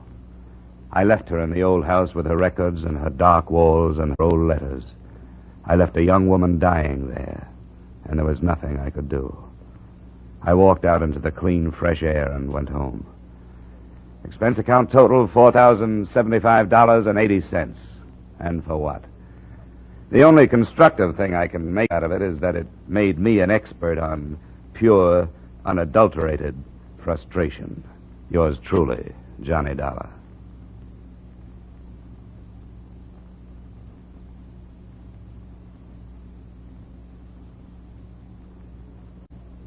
Yours truly, Johnny Dollar, stars Edmund O'Brien in the title role and is written by Gil Dowd and David Ellis, with music composed and conducted by Leith Stevens. Edmund O'Brien can currently be seen starring in the Harry M. Popkin United Artists production, DOA. Featured in our cast were Maria Palmer, Tudor Owen, Raul Chavez, Ben Wright, Chris Kraft, and Dan O'Herlihy. Yours truly, Johnny Dollar, is produced and directed by Jaime Del Valle. Join us next week at this time when, from Hollywood, Edmund O'Brien returns in another transcribed adventure of... Yours truly, Johnny Dollar.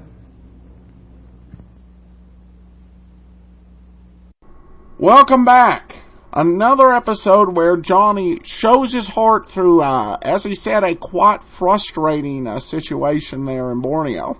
A little bit of anticlimax here, where we spend the whole episode of Abel Tackett only to find him dead with all the conversation that went on about him. By the way, on the rehearsals that I was mentioning before the show, there were a total of 7 Edmund O'Brien rehearsals that aren't available as the over-the-air recordings, and then there are 3 that were over-the-air recordings. So a total of 10 rehearsals from Edmund O'Brien's 2+ years as Johnny Dollar. So that's far more than I am aware of being in common circulation for any other show. All right, well, we have one comment before we wrap up. This comes from Matthew on Facebook. He writes regarding the story of the 1008. Great story this week. Well, thanks so much for listening, Matthew, and thanks so much to everyone else. Well, I want to welcome anybody who's new to the show, as I ask that they, Blueberry, go ahead and post this as we celebrate 200 daily episodes, which we did yesterday, with a very special extra episode of the Great Detectives of Old Time Radio. We're once again returning to the radio show Suspense. It's 1948, and after more than 200 episodes, 277 half-hour episodes, they decided to try going to an hour in length. It was not something that had been done in radio for any length of time. There was an hour of mystery show for a little while, but generally the shows that were an hour were based on plays like Theater Guild on the Air, or on movies like Lux Radio Theater, or a combination of them both, like Studio One. So their idea was to make an hour-long mystery show that would give time for better development of stories and plots. The half-hour shows were very well liked, but they could be somewhat limiting. They did the ABC Murders, Agatha Christie's Poirot novel, and they had to cut out Poirot. This is the second 1-hour episode, and I think they definitely wanted to make it a success, so they went to the most successful detective on the radio, Sam Spade. It wasn't a challenge to come up with a longer adventure for Sam, as he had done the Khandi tooth caper in the 1946 season. However, they remade it for Suspense and added a little bit of twist that came into play as Robert Montgomery, who hosts the show and also produces, had just finished playing Philip Marlowe on the silver screen. This is a sequel to The Maltese Falcon, brought directly to radio. So you can kind of think of this as like the precursor of those direct-to-video sequels that a lot of movies have had. So we're about ready to get into the show. Before we do get started, I want to let you know about our sponsor. The GoToMeeting conferencing service that's offered by our sponsors is designed for bottom-line folks who want to make the most of their times, don't want to compromise the security of their business, and want an affordable service. So what's the bottom line on GoToMeeting? Is it safe? Yes, it has the high standard of security right down to the user interface.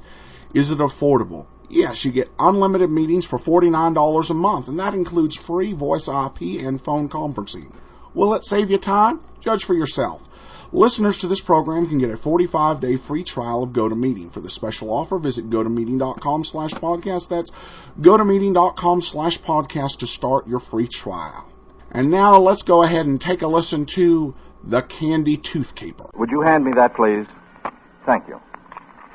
Now, let's see. Survey, survive, Susanna, suspect. Here we are. Suspense, meaning held in doubt, expressing doubt, the state of being uncertain, undecided, or insecure, state of anxious expectation or waiting for information, such as to keep one in suspense, therefore delay acquainting him with what he is eager to know. Suspense!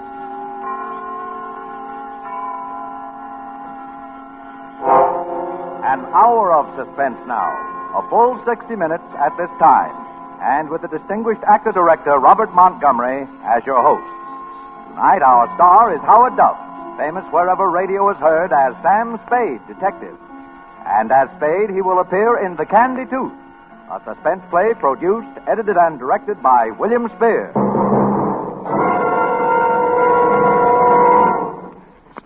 This is Robert Montgomery. My pleasure and privilege it is to be here during this hour each week as a sort of guide, philosopher, and fiend, an accessory before and after the facts of crime and punishment, which calculatedly fill our minutes with suspense. This evening, before we chat a little about the private life of America's favorite private eye, let me, on behalf of Mr. Spear and all of us, thank you sincerely for your wonderful letters and telegrams expressing appreciation and interest in this new full-hour presentation. It's wonderful fun to have 60 minutes to play with in radio drama. In our new double-strength, king-size format, we plan to bring you radio plays based on complete novels and on theatrical productions and pictures. Many of the best writers of this literature, James M. Cain, Dashiell Hammett, Raymond Chandler, Graham Greene, Eric Ambler, and Agatha Christie, have been happiest with a more spacious canvas upon which to display their characters of passion and purpose. With a full hour for our theater of thrills, we can give these authors a full stage on which to have their people play out their lusts and desires, their temptations and frustrations, their frantic fears and villainous triumphs, their descent into black and terror-laden bewilderment. Sometimes we find ourselves locked in the tortured brain of the scheming criminal. At other times, we know the dread of the hunted and hapless victim. But always the basic ingredient of suspense is not mechanical gadgetry, not the detectival piecing out of fingerprints and convenient clues, but always the basic ingredient is people. For people give us emotion, and emotion marks the high drama that cold logic can never achieve. Nowhere will you find stranger people, motives, and situations than those that pass through the door of a little office in San Francisco's Post Street. The lettering on the door reads, Samuel Spade, Private Investigation. Once it read Spade and Archer, but that was before Miles Archer stopped a bullet and plunged Sam Spade into the greatest detective adventure of modern times, the search for the Maltese Falcon. It was literally a shot heard round the world, for it brought into prominence the name of Dashiell Hammett and the so-called hard-boiled school of crime detection. Since then, the fictional private eye has become a national institution. But Sam Spade still rules the roost. In book sales, in motion pictures, the Maltese Falcon has been filmed 4 times now. And now on the air, every Sunday night, in The Adventures of Sam Spade, starring Howard Duff and produced by our very own Bill Spear. It's a great pleasure for me to introduce to our suspense audience now a young star from my home lot, Universal International, in the role with which he has become so closely identified that most of his fan mail is addressed to Sam Spade. Howard Duff. Thanks, Bob. I'd like to go on record right now as saying that any checks I may sign with the name Sam Spade will be accepted at your own risk. The detective business has been pretty good lately, I hear. How much did Sam make during 1947? Effie would know. But no matter how much it was, it won't change Sam. He'll still do business at the same old stand in a rickety office building on Post Street where the elevator seldom ever works and the janitor never ever works. As a matter of fact, I got into my Philip Marlowe pants this morning and did little Spade work on Spade myself. Don't stop me if I'm wrong, but here are some of the facts. F-A-X, facts. The way I dug them up. Age? Nobody talked. History? Mysterious, but was probably a Pinkerton man to start with. Height? 6 feet and a small chunk. Weight? Enough muscle to go with his height. Hair? Dim-out blonde. Eyes? Yellow-gray. Unmarried. Lives alone in a small furnished apartment within walking distance of his office. Is economical to the point of, never takes a cab where streetcars can get, and has been known to walk where they can't get. Secretary, Effie Perrine. The only person who really knows what makes Sam tick when he wants her to. Otherwise, he's a lonely man who trusts no one, lives alone and loves alone, and expects others to like it. Have I left anything out? Nothing you left out, Bob. Something you put in. It's not true that I don't trust anybody. I trust everybody. All my clients are honest until I prove them otherwise. Maybe that's what kept you in the private eye business all these years. That and the strong hatred that I have. Hatred? Yeah, for time clocks and the hours between 9 and 5. That's why I went into business for myself, and that's what keeps me there. Then you regard it as a business, Sam, and not as an adventure. Well, when you break an arm in an adventure, the cost of setting it is not tax deductible. In a business, it is. Yes, I see. How many cases have you had? And do you think all private dicks are clever? Well, I've had so many cases I can't remember them all. About being clever, I once knew an operative who, while looking for pickpockets at Santa Anita Racetrack, had his wallet stolen. He later became a lieutenant of detectives in Glendale. Sam, tell me, what was the most surprising thing that ever happened to you? The most surprising thing that ever happened to me was in 1936 in Washington, D.C. I met a young lady on a bus who did not remark that my work must be very interesting. Well, that's very interesting. Thanks a lot. But I guess my most exciting caper since the Maltese Falcon was the hugger-mugger over the Khandi tooth. Usually when I wind a caper, I call Effie just to let her know I'm okay before I hustle down to the office to dictate my report to the client. But this time it was 4:30 in the morning before I could get to a phone. The reason was that I was in jail.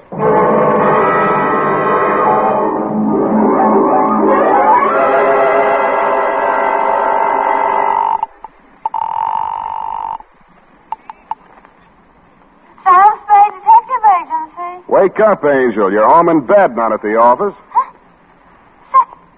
Sam, is that you, Sam? Mm-hmm. What time is it? 4:30 in the morning. Are you up already? Effie, pull yourself together. Get dressed. Hustle down to the city jail. Sam, what happened? Well, that's what I got to get on the record now while I'm still alive to do it. Grab a taxi and hustle on down. Bring a book, pencils, the encyclopedia that has the letter K in it, and any old $20,000 you got laying around. Sam, where am I going to get pencils at this hour?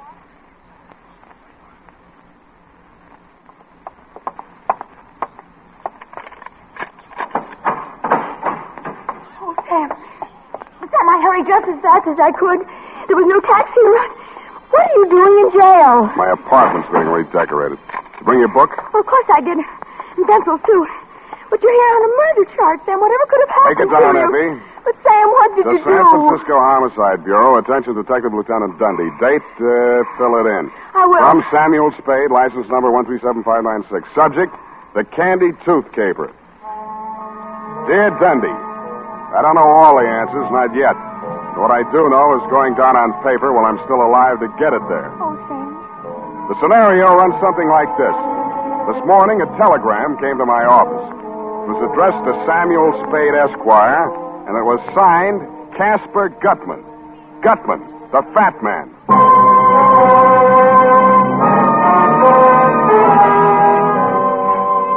So far as I knew, Dundee, when you closed your books on the Maltese Falcon capers 7 years ago, Gutman was entered as dead. First, I thought the telegram was somebody's idea of a joke. But when I read it through the second time, I knew it was no joke. There's nobody else who thinks or talks or writes like Casper Gutman. My dear Mr. Spade, you will no doubt receive with mixed emotions the news of my imminent reappearance in the city of the Golden Gate. Hence the companion dispatch of a telegraphic draft in the amount of $1,000, which you are free to convert into coin of the realm. This trifling sum, sir, is merely a token of my esteem for a man of many resources and nice judgment. And for it I do not require any specific service. However, if you feel so disposed, sir, you are free to accept my considered advice in the matter of an invidious pair of rogues. To wit, one Lawrence Laverne, DDS, and or Hope Laverne, whose charms and aliases are far too myriad to enumerate in this necessarily abbreviated communication. Should either or both of these persons approach you, beware the hidden truth. Believe me, sir, they are untruthful, unreliable, and totally devoid of all moral sensibilities. I count upon you to make no commitments to them or anyone else until you have heard my proposition. This I hope to lay before you when I arrive in San Francisco this very evening. Dear Joel, send regards. I remain your obedient servant, Casper Gutman.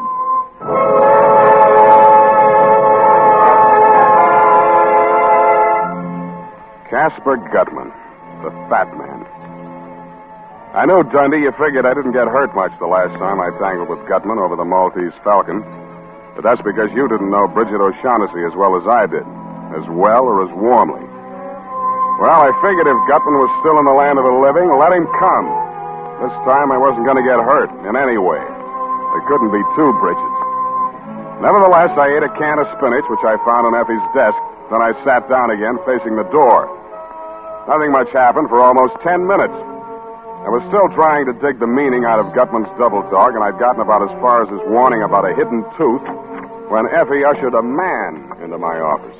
Mr. Spade. Well, I must say that you are indeed a pleasant surprise. But pleasant. You've said it. What can I do for you? My name is Laverne. Lawrence Laverne. How do you do? I shall spare you the tiresome details and plunge right into the problem. Oh, dear.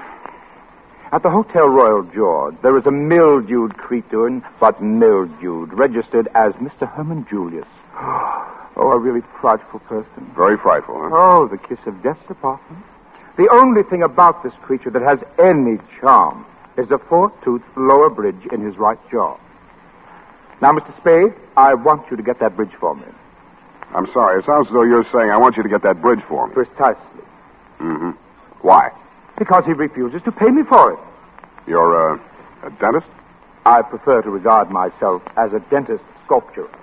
I created this bridge for Mr. Julius with infinite pains. And now he refuses to pay me. I ask payment, and he accuses me of acting without charm. Mr. Julius wouldn't happen to be a very large, fat man? Oh, contraire. Skin and bone.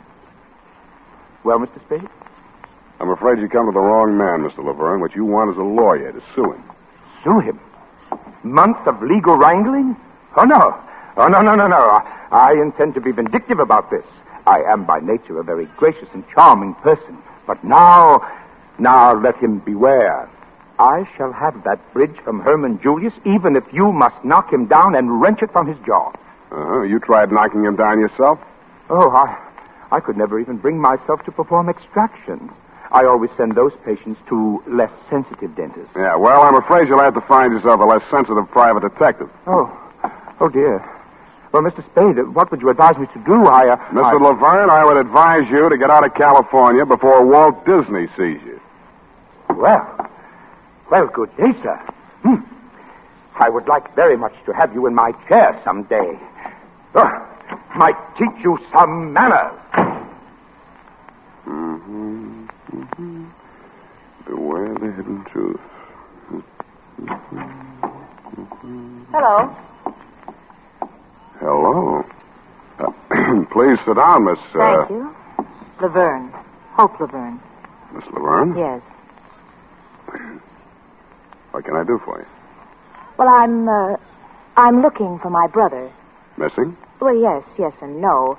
I mean, he's been gone since yesterday, and I'm terribly afraid he'll get into trouble. Oh? What kind of trouble? Well, you see, it just isn't easy for me to talk about this, Mr. Spade. Well, now, Miss Laverne, suppose you just lean back in that chair, close your eyes, and... Yes, thank you. Yes, it's easier like this. I thought you'd like it. My brother's name is Lawrence. He's a man of 52. He's not well.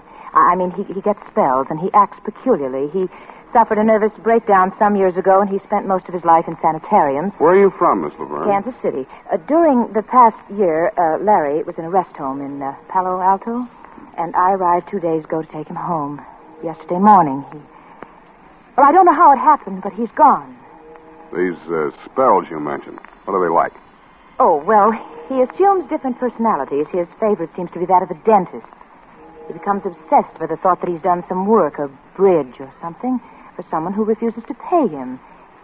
He'll walk up to a perfect stranger and create a scene. He's been arrested a few times, nothing serious, public nuisance. Mr. Spade, I'm afraid that he'll be put away if he's arrested once more. I see, and you want me to look for him. Then he hasn't been here? Why'd you think he'd come here? Oh, that's another one of his tactics. He goes to a private detective, hires him to either follow a man or get back the work he thinks he's done. Dental work, you know. But what made you think he'd come to me? Oh, well, not you, particularly. Ever since yesterday, I've tried almost every private detective in San Francisco. No one has seen him. Who'd you talk to? I beg your pardon? These private detectives, who'd you see? Oh, well, there was a man named Graham and one named Marlowe, Philip Marlowe. Excuse me. Would you like a drink? No. Thank you. Marlowe speaking. Spade, Phil. Hiya, Sam. Phil, you got a rumble on a missing brother named Larry Laverne? Yeah. Gal was in early this morning. Hmm? Brother's some kind of a screwball. You meet him? No, hasn't been around yet. Thanks, Phil. See you. Why did you do that, Mr. Spade? It's doing things like that have kept me alive and in business all these years. That was Marlowe. Your brother hasn't been to him. I told you that. But your brother has been here. When? A few minutes before you came in. Can't see how you missed him. What did he tell you, Mr. Spade? Pretty much as you outlined it. About the dental work. And some man owing him money. Yeah, some man named Julius. Herman Julius, he said. You know him? I never heard of him. It's probably just another figment of Larry's imagination. Mr. Spade, I'm terribly worried about Larry. I got that impression. Will you try to find him for me? Can you give me any idea where I might start looking? Well, I think I know how Larry's mind works when he's in the midst of one of these spells, and if you find this Mr. Julius, you'll probably find Larry close by. So you want me to find Mr. Julius first?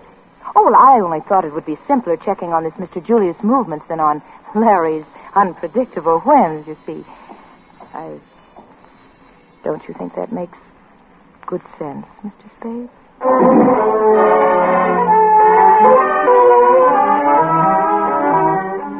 Miss Laverne told me she was staying at the Pickwick Arms, and I said I would call her if I found her brother, and she said, thank you very much, and I said it's nothing, just part of the day's routine, and then she kissed me and left. After lunch, I strolled over to the Royal George Hotel. Duke, the housekeeper, gave me a rundown on Mr. Julius. A quiet, nervous little man who'd sealed himself up in his room for 2 days, eating out of room service. I didn't have any trouble finding the hacky who'd driven him away when he checked out. He gave me the address, and 20 minutes later, I was mounting the front steps of a greasy rooming house on Sacramento Street. I twisted the rusty bell on the door, and a long, sharp nose that could only belong to a landlady stabbed out at me. What you want? I'm looking for a man named Herman Julius. Don't have no Julius here. Well, maybe he gave some other name. A little skinny guy with a foreign accent. You the Lord. Take me to his room. Oh, no, wait a minute. Now. Well, step inside. Up the stairs. Home? Never seen him go out. Ain't but one door. Watch that step second from the top. It's busted. Don't want no lawsuits. It's the third. Said he was a refuge. The Nazis was after him. Another fight. Never knew he was in a tangle with the Lord. Smell that? Certainly do. Cooking in the rooms. I got a rule, too. Sneaking electric plates, they do. Runs up the bills. Buzzards. There's his room. Mr. Julius! Mr. Julius! Mr. Julius, you second there? They drink, some of them. Them that don't cook in their rooms, they drink. Get DT, some of them. Oh, go on in and get him. I don't want no part of it. These days. I didn't see who it was right away. His face was the color and consistency of crushed strawberries. I helped him up and over to the wash basin in the corner of the room. With his face washed, he looked a little better, but he still looked like Larry Laverne. Oh, am I ever glad to see you? I thought it was them coming back to kill me. Did you find Julius? No. Got away, the wretch, down the fire escape as I came in. Who did this to you? A big fat man? To tell the honest truth, Mr. Spade, I never even got a good look at him. He was all over me before I even... Julius? What's in his bridge work? Oh, I'll tell you everything, but please, first, let's get out of this horrid room. Oh, it smells like cabbage. Larry Laverne was tougher than he looked. After the going over he'd gotten, you or I would have been hospital-bound, Dundee. But he did a late take. We were on the way back to his hotel, walking toward Market, when he crumpled in the middle like a sack of flour. I grabbed him and held him upright, looked wildly around for somewhere to park him. We were standing in front of a newsreel theater. I bought 2 tickets and piloted him inside. We sat down. I undid his clutch on my arm and concentrated on the screen. The subject that followed the football game was some big Oriental celebration somewhere in India or someplace. A very fancy parade with white elephants. Khandi, Ceylon, the famed white elephants of the Orient get their annual airing as crowds of devout Buddhists gather to do homage to some of the strangest relics in the modern world. Here in Khandi, the Mecca of the Buddhist religion, pilgrims gather from near and far. Indian Raja, Burmese officials, and Chinese dignitaries in ceremonial dress prostrate themselves before the jeweled casket containing the most sacred object of the Buddhist world, legendary relic of Buddha himself. As the Orient goes wild in jubilant celebration, temple dancers of Khandi perform for the crowned heads of the Orient. Take me out of here. I can't stand it, Uncle Man. I tell you, stark-raving man. Take it easy. You're annoying the customers. You brought me in here on purpose. You're trying to drive me crazy, but crazy. Listen to me. Two men holding up the sacred relic are high priest. If that man says that one word, Khandi, just once more, I won't be responsible. I tell you, I won't be responsible. All right, Larry. Take me out of here. But the end. You got me doing it. Come on, let's get out of here. Ceremony indeed. I promise you, Mr. Spade, all I need is just one night's sleep and I'll be a new man. Yeah. Well, I haven't even dared to take 40 winks since I arrived in this town for fear those monsters might murder me in my bed. Yeah, I know. It's tough. Sit down. So this is your apartment? That's what I laughingly call it. Living room, bedroom, icebox. Here, have a drink. Me too. Oh, thanks. Oh, did I ever need that?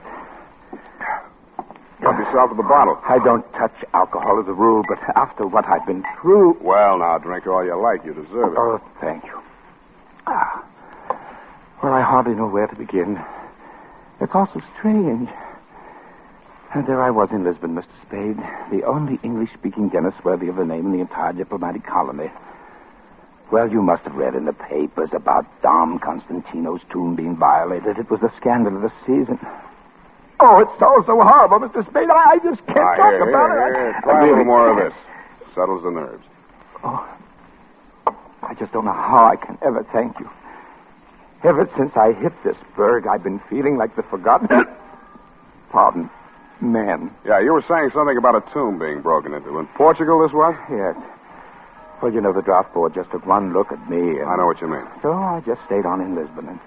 Well, you know how people gossip, having patients of all nationalities and all that. Yeah, I get it. Between the Nazis and the Allies, you were quite a social line. Oh, now, wait a minute. Don't get the idea I was a spy. Oh, no. But sometimes people had things that could be hidden in a hollow tooth, and like that, bridge work, you know. I think I told you I'm not so much a dentist as a dental artist. Mm-hmm. Well, that fat Mr. Gutman brought me this tooth, you see. Gutman? Yes, Mr. G and that Joel Cairo person that was with him. Well, they brought me this tooth. Oh, a horrid yellow old thing, practically a fang. They wanted to put in Mr. Julius' fridge. Paid me £1,000, can you imagine? Then when I learned what they had done, well, it made me positively ill. This practically sacred old tomb in the cathedral, they'd broken in and literally torn out a piece of his jawbone. Whose? Why, Dom Constantino's. And who's Dom Constantino? Oh, the Portuguese viceroy. It didn't hurt him any. He's been dead 500 years if he's dead a day. Oh, dear. I'm as tight as a tick.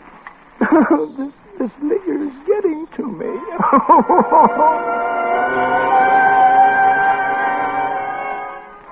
And it was. I thought he'd open up some more, but I overplayed the bourbon. Half a bottle later, he passed out. I flopped on the sofa and tried to get some sleep for myself. But my dreams kept getting in the way. I had newsreel dreams in Technicolor.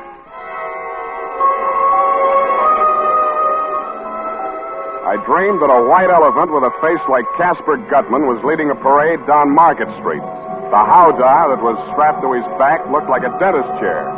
Herman Julius was sitting in it, but this face seemed to be blanked out. Joel Cairo, wearing a surgeon's gown and a turban, was drilling Julius's tooth.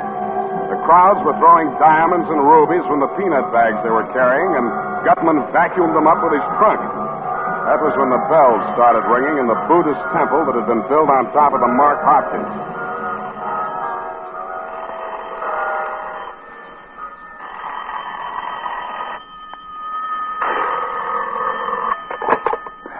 Yeah. Mr. Spade. Yeah? Mr. Spade, I need your help. Who's this? Hope Laverne, please, Mr. Spade. I'm terrified. Where are you? I'm in a drugstore, 5th and Mission. Near the bus depot? Yes, please come at once, Mr. Spade. Well, can't you come here? I can't. I don't dare go into the street. All right. Wait there. I'm on my way.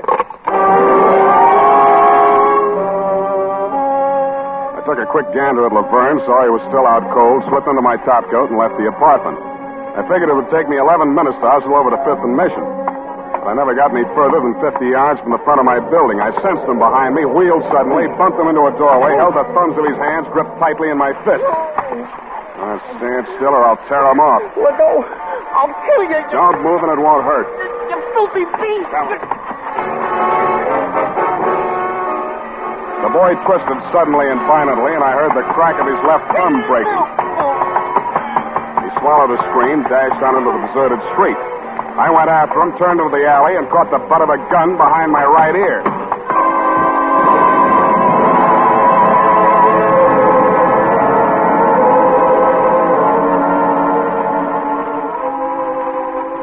I don't know how long I was out, but I do know I came to at least 3 hours too soon.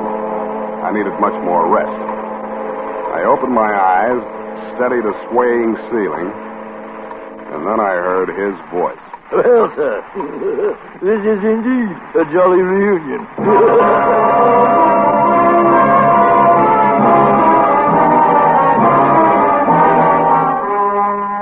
It couldn't be, but it was.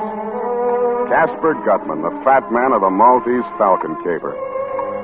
Looking at the unholy trio there in the room, Joel Cairo, the little Levantine, still as oily and smiling as ever and still fragrant.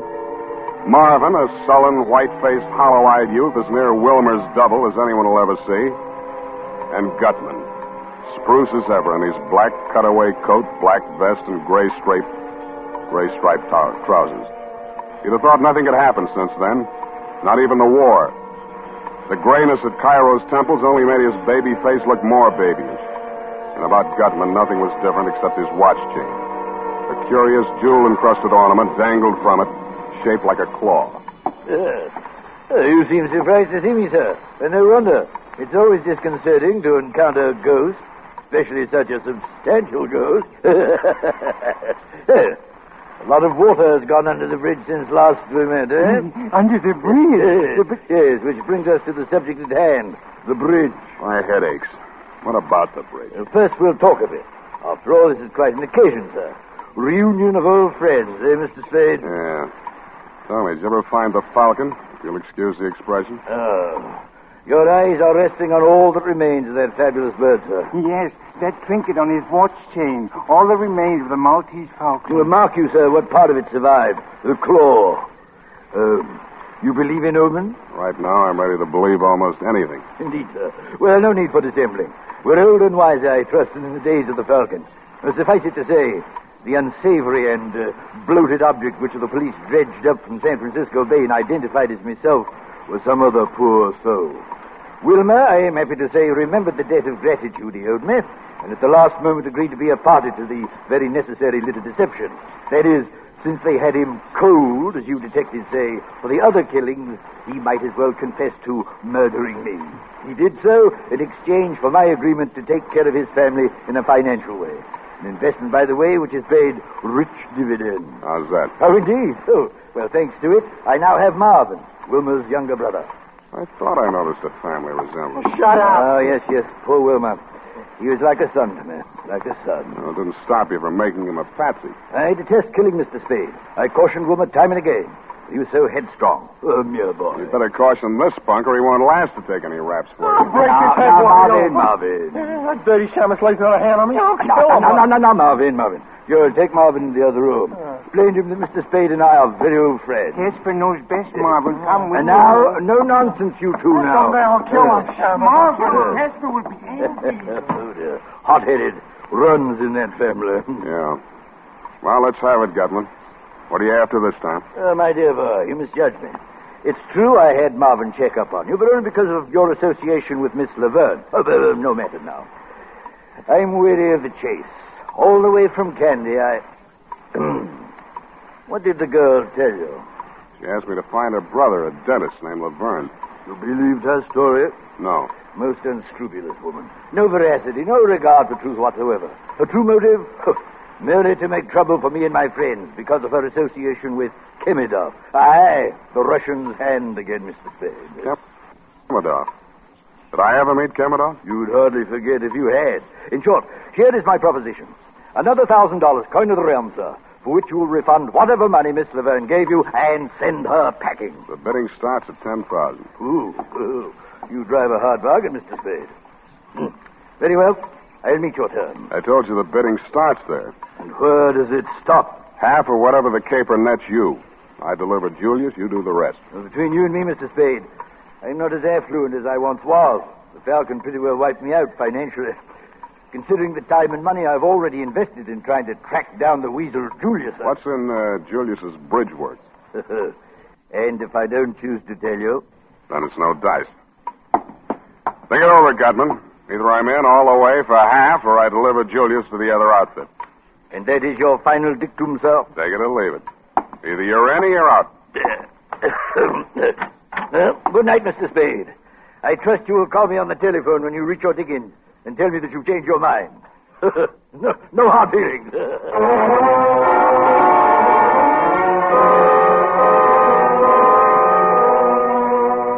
fog was clearing, and only a few white wisps of it were clinging to Twin Peaks when I walked home that morning. It was too late to worry about Hope. Or did she phone for Gutman to decoy me out so that I started walking faster? As I climbed the stairs to my apartment, I heard a door open on the landing, and the slot of light that stabbed out from it showed me it was my door. The light came from behind, whoever had opened it, and I couldn't see who it was at first, only that it was not Larry Laverne. I took the last flight 4 steps at a time. Hello, Sam. Dundee, what's happened? Come in and see for yourself.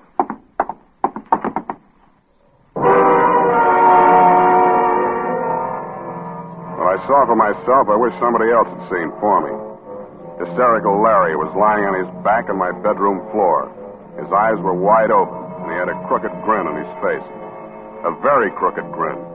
Whoever had killed him had wrenched his jaw out of place. I'm not saying you killed him, Sam. I'm only asking you who did. Don't be a child, Dundee. Why was he killed? No statement. What was he doing here? Who is he? The name he gave was Laverne. I let him flop here because he was afraid to go home. Afraid of who? A man named Casper Gutman. What? Yeah, Gutman. Quit stalling, Sam. Gutman's dead and you know it. You bury him, Dundee? Well, I believe you mean it. Where Gutman's concerned, it doesn't pay to kid around. What's he after now? The bridge work out of a man's mouth. The man's name is Julius. What's in this Julius Bridgeworth? Maltese Falcon? Something like that. I'm sorry, Sam. It's not good enough. I'll have to take you in.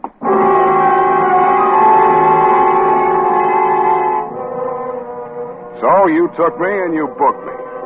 Bail was set at $20,000. You saw to that. You figure there's only one operator who'd put up that kind of money to spring me, and that's Casper Gutman. I hope you're right. Period. And the first part, at least, of Sob Story. But Sam, what is in Herman Julius's bridge work? Laverne told me it was a tooth Gutman stole out of a skeleton in an old Portuguese catacomb. What's so valuable about that? I don't know. Could be a jewel inside of it? No, it's not Gutman's kind of game. Besides, the thing that made poor Laverne blow his top in that newsreel theater was something more like an elephant tusk. Oh. Where's that encyclopedia? Did you bring it? Oh, yes, I did, Sam. Yes, I did. Wasn't I smart? Look it up. Look what up? Candy with a K. Oh. K, car, can. Oh, here it is. Candy. Say, nothing. City. Capital of Central Province of Ceylon, located near the center of the island north. Spare me the geography. Well, the railroad from Colombo. Noted for its waterfalls and stuff. Yeah. The city surrounds an artificial lake and is sacred to Buddhists for its temple of Maligawa, which enshrines the tooth of Buddha brought, according to legend... What? Let me see that. Well? Let me see. It's sacred to Buddhists for its temple of Maligawa, which enshrines it. Effie. What's the matter, Sam? The tooth of Buddha. Sam, you don't think that's what's in Herman Julius's bridge work? If it was, Gutman would be after him. But how did he get to Portugal? If it did, Gutman's the man that could track it down. Sam, you sure of that? No, Angel. No. The only thing I am sure of is this. When the Maltese Falcon laid an egg, it hatched a flock of vultures, and they're all circling right around my head. Well, cheer up, Sam. You won't be in jail long. I'll bring you a cake with a file in it. Angel, No, devil's food.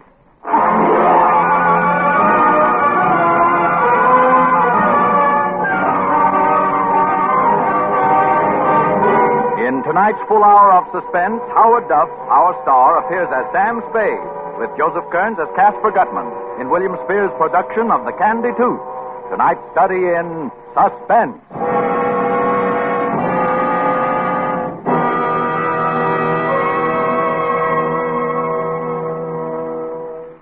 In just a moment, we will return with the second half of The Khandi Tooth. This is CBS, the Columbia Broadcasting System. And now, back to our Hollywood soundstage and Robert Montgomery. At the point at which we interrupted Sam Spade's narrative just now, things were at a pretty pass. A pretty pass indeed. A pretty pass. Sam wound up with the body of the dentist, Larry Laverne, in his apartment.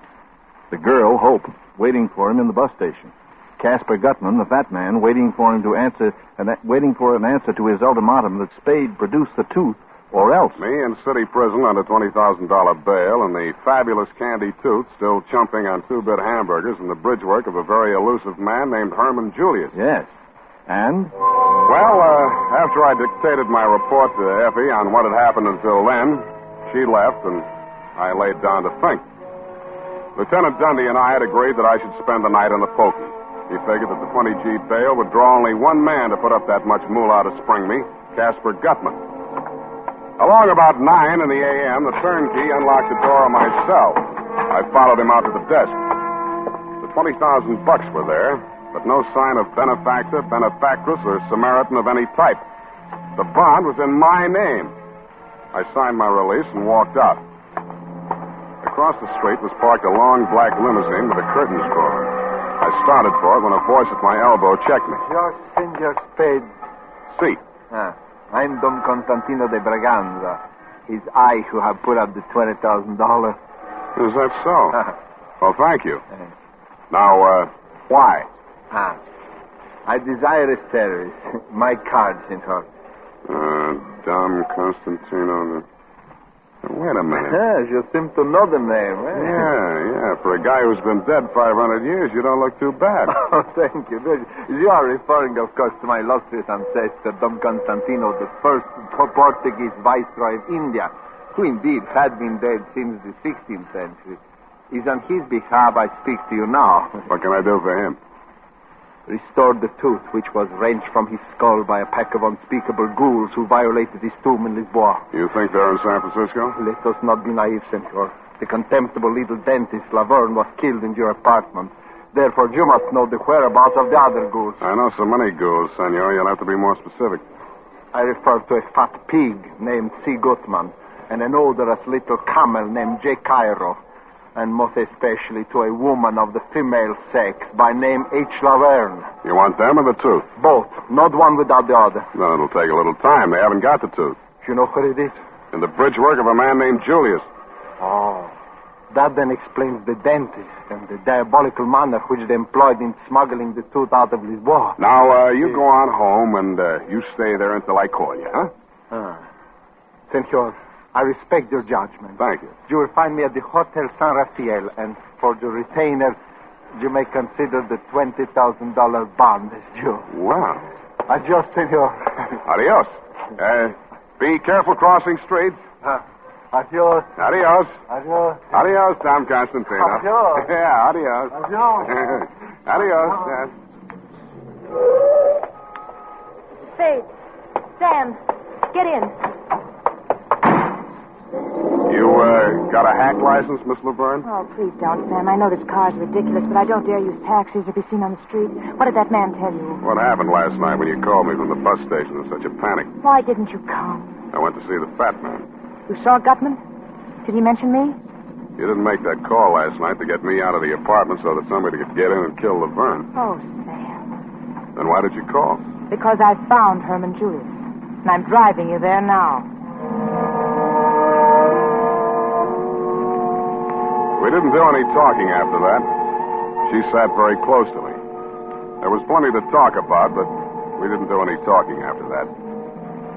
I was vaguely aware that we were driving across to Oakland, and a few minutes later we pulled up in front of an apartment building. We took the elevator up to the 9th floor. This is it, Sam. 9B.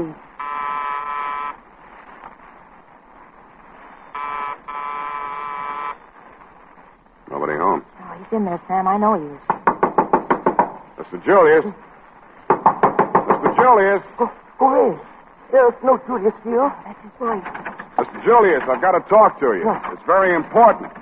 If you don't open the door, I'll have to... I'll kill myself. I'll kill myself. He will, Sam. He will. You've got to stop him. Go away. Julius! Wait a minute. Wait, don't!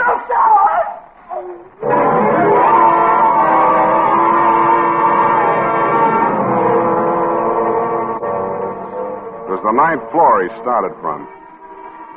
Poor, frightened little Herman Julius was dead on arrival. By the time we made it downstairs, the street was cluttered with cops. I grabbed Hope by the arm, hustled her around the corner to a rented limousine, and told her I'd call her later. My next stop was the fat man himself.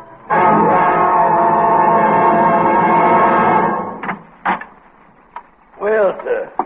So you reconsidered. You found Julius. I know where he is. And your terms, sir. What are your terms? 100,000, cash on the line. Oh, out of the question, Mr. Spade. No cash, no tooth. You found another buyer? Yeah. A man named Constantino de Braganza says the tooth belongs on the head of his ancestor by a previous marriage. Oh, acquaintances are very droll. And what else did he say to you? That he'd double any bid that you made on the tooth. My dear fellow, have you any inkling, any remote idea of the value of that tooth? No? Well, I'll tell you, sir. But let me warn you, if I tell you, and you do not then produce the tooth... Yeah, let's get on with it, Gutman. Yes. Well, sit down, sir. How much do you know of the 16th century history of the Orient? Well, enough to fill that tooth with. Capital joke, sir. I shall give you a little more. Enough, say, to fill an elephant tusk. I'm listening. Well, sir, when the Portuguese invaded India in the 16th century and established the city of Goa, there were three main empires in the Orient, namely China, India, and Burma. And the rulers of all three empires sought to rule the world. Now, legend had it that in order to become lord of the world, a monarch had first to be the possessor of 7 gems. That's gems spelled with a J, sir. Yes, gems. This is no fantasy, I'm telling you, Mr. Spade. This is actual history. 7 gems. And what were those 7 gems? You tell me. The first 6 do not concern us, Mr. Spade. A golden wheel, a white elephant, all easy to come by for an Oriental monarch. But the 7th, Mr. Spade, the 7th. What was that, the tooth? The tooth, Mr. Spade, the tooth. The sacred tooth of the great Lord Buddha himself. That remained in the temple of Maligawa at Khandi, on the island of Ceylon. Now, many kings sent armies to capture it, but all were defeated by the fierce Brahmins who stood guard at the temple gates.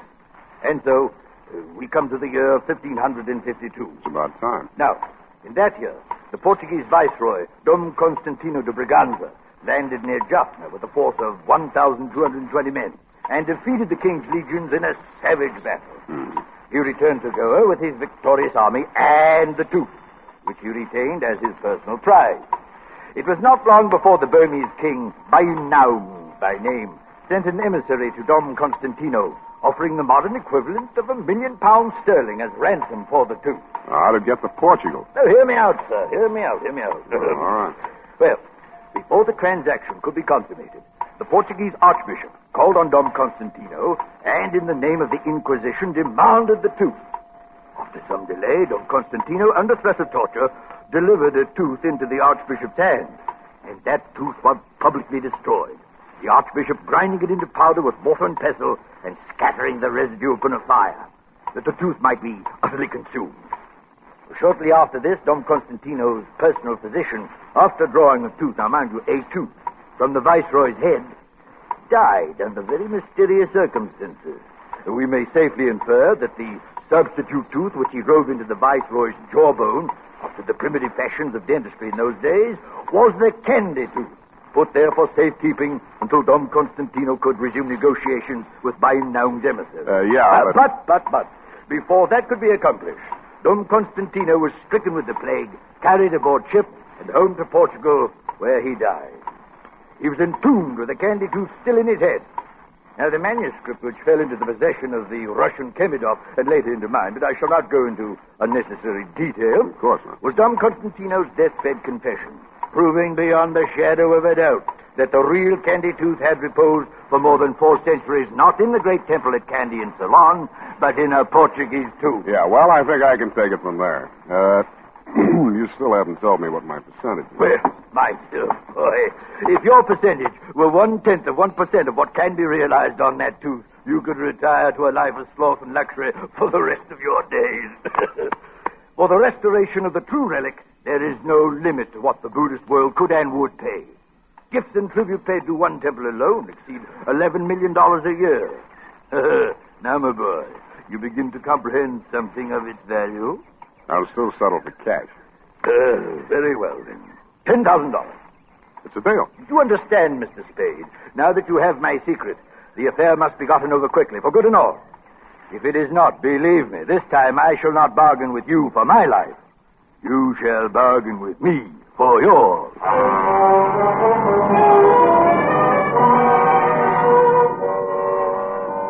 After I left Gutman, I called you, Dundee, and found out by a clever ruse where Herman Julius's body had been sent.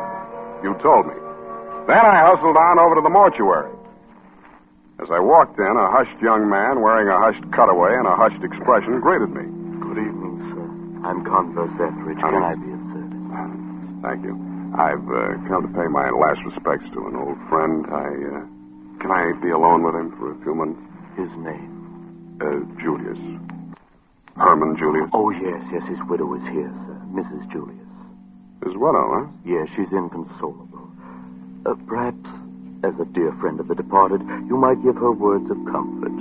Please go in. Thank you. A little woman in black was sobbing quietly to herself. She turned around when she heard me come in. Her eyes lit up with hatred, and suddenly she grabbed something from her pocketbook and held it at me. It was a .45, and her hand was shaking. Yeah, this time I will do it. Always before I didn't have the heart. Always hating bloodshed. But this time, yeah, this time. Nick, Frau Julius. It's Freund. You are not one of them. No, I'm a detective. I want to punish the people responsible for your husband's death. Yeah, I believe you. This gun, I was going to follow poor Herman. There didn't seem to be any reason for going on. Tell me something about yourself and your husband, Mrs. Julius. It's an old story now. Years of separation in different concentration camps. Bribery. Then my children and I, we were finally released.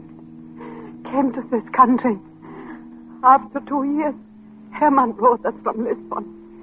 We knew soon he would be with us. But even though the war was finished, they had lost. Still they went after Herman Julius. He knew the Nazis were behind him all the time. And even here, in this country, he did not dare come to me. Mrs. Julius, you see, those people that followed your husband this time weren't Nazis. They weren't even after him. They were after something he was carrying. In Lisbon, didn't he go to a dentist named Laverne? Oh, yeah. And didn't Laverne put an odd-shaped tooth, kind of yellow, into his bridge work? Yeah. So he smuggled the Khandi tooth out of Portugal, and he never even knew it. Oh, well, it does not matter now. Oh, Herman is dead. Surely they will leave his poor broken body in peace. I doubt it very much, Mrs. Julius. No, surely they will. That's why I want to make a request of you. You see, others have died besides your husband because of this thing. More will die unless you do as I ask you. Oh, to stop terror. Any terror. I will do anything, Mr. Spade. Anything you say.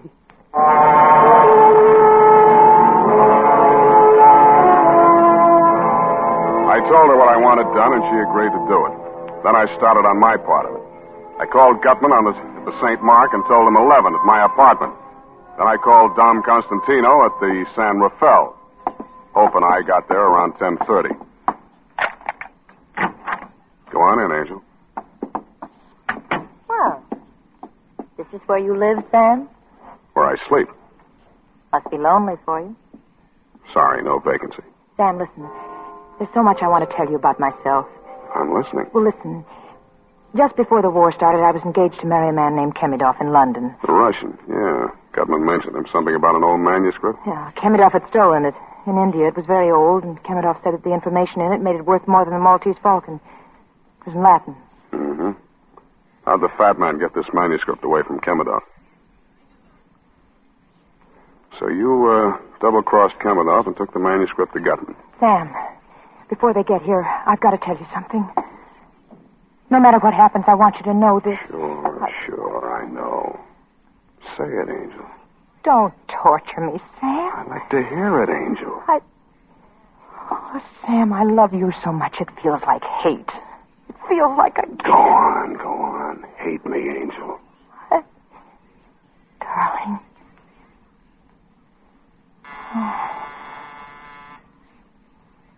No, don't answer it, Sam. Relax, Angel. You'll be okay. Sam? Yeah? Only you, Sam. All I want out of... Only you. Just stay on third, Angel. I'll bat you home safe. You see, sir, I'm a punctual man. Come on in, Gutman. Look, the same apartment, the same colors, everything the same. Yeah, the same rat race, Cairo. Hello, Marvin. Killed anybody since lunch? You want me to give it a shaman? Please, Marvin, no unpleasant talk. Mr. Gutman, please tell Marvin. In here, gentlemen. Yes, Marvin. Mr. Spade, I'm sure, regrets the unfortunate... Well, and what have we here? You all know the lady? You see, Mr. Gutman, I told you. Now he's dealing with her. Oh, this is... Shut up, you hear me? Shut up. Don't talk just like that. I'm jumpy. I don't feel good. I don't know why. You shut up, too. Always fighting, violence, unpleasantness. I'm getting too old for this. Now, Mr. Spade, to the business at hand. You have the truth. I want some answers first. Did you have our dentist friend Laverne killed? No. Did Marvin kill Laverne? No. Cairo? No. Nobody killed Laverne. He died of old age. Have you asked the little lady there? Sam. I gotta ask you, baby. Oh, Sam, how could you? Answer me. No, Sam, you know I didn't. Well, it doesn't matter. I got my pigeon picked to take the fall. I don't feel so good. Now, Marvin, retain yourself. No violence. Well, sir, That's it. Sit still. I have a package from the Avalon mortuary for Mr. Spade. Oh, hello, sir. Yeah, let's have it. Mrs. Julia said to tell you... Yeah, thanks. Well, Gutman, this is it. This little package. The candy tooth. The tooth, at last. Give it me, sir. Give it me. Oh, Mr. Gutman, it's all over. We've got it. We have. Come, sir, no more teasing. Put those fat lunch hooks down before I chop them off. I rather thought this wasn't all. What now, sir? I told you there was another bidder. And here he is. I would advise you not to reach for your gun, Mr. Spade. You're pointing that gun at the wrong belly. The fat man's inside.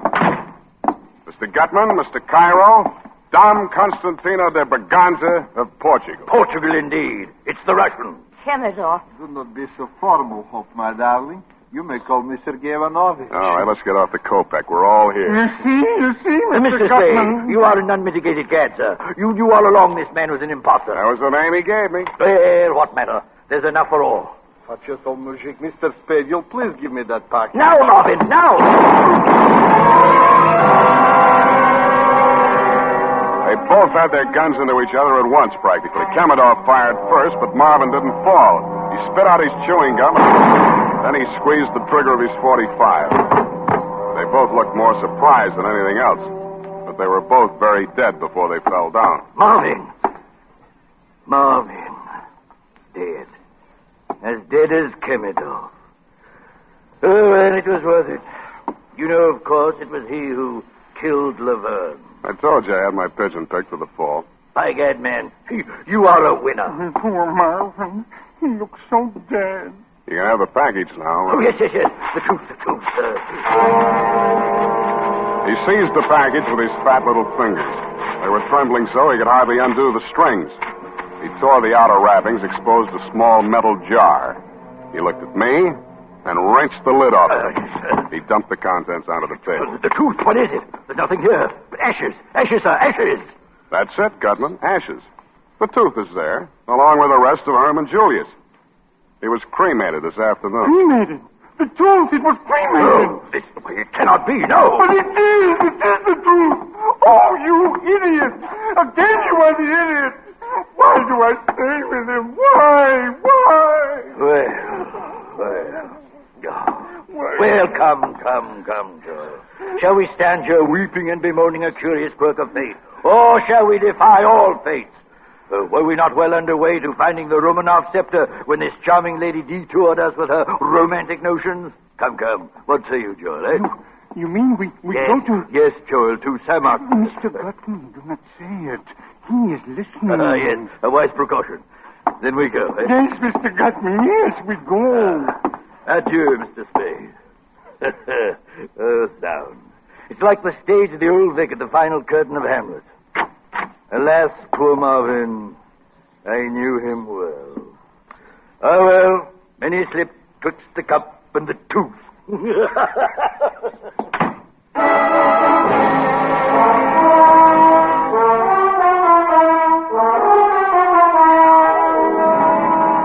Now, let him go, Mr. Montgomery.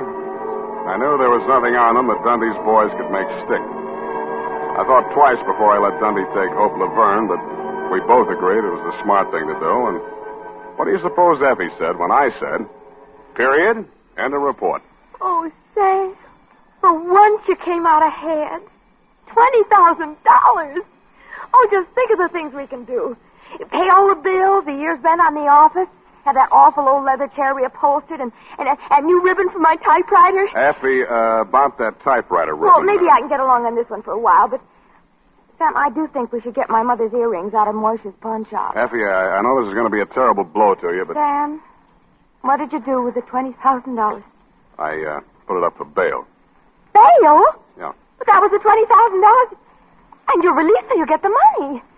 It's very simple, Sam. You just go down and ask them for it. Effie, you see, you don't understand these things. Now, bail is a very complex legal technicality. You see, you put up a bond, and then you... Sam, how much was the bail for Hope Laverne? Yeah, that's what I mean, Angel. Oh, Sam, you're such a child. You'll never see her again. She was just using you. I'll take it, Effie. Hello? Angel. Hello, kitten. Sam, I'm free. Shall I come over? Well, I'll always be waiting for you, kitten. Me too, Sam. Kitten, indeed. C-A-T. Kitten. What's that, Angel? Oh, forget it, Sam. I just get Can't carried figure away. me out, eh, Angel? Well, I'll tell you. I've lived without faith, and I lived without charity, but I've just got to have... About here is where I say, oh, good night, Sam. Good night, sweetheart.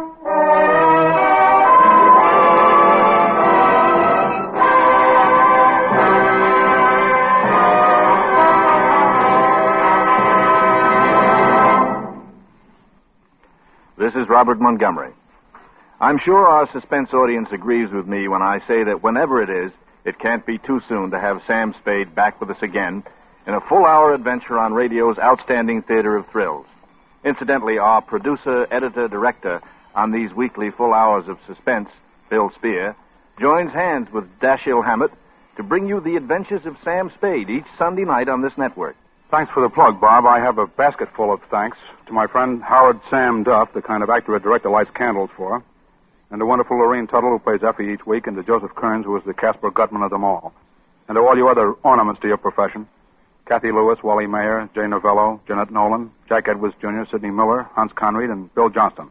And, of course, as always, to our musical director and conductor, Lud Gluskin, and to the composer of our original scores, Lucien Moraweck. And our special thanks to Bob Tolman and Jason James, who wrote The Candy Tooth, and who were voted by their fellow mystery writers of America the Edgar Allan Poe Award for Sam Spade, the best detective show on the air. And to the Wildroot Company, our gracious sponsor of SAME, for this courtesy and cooperation in making tonight's Spadery available.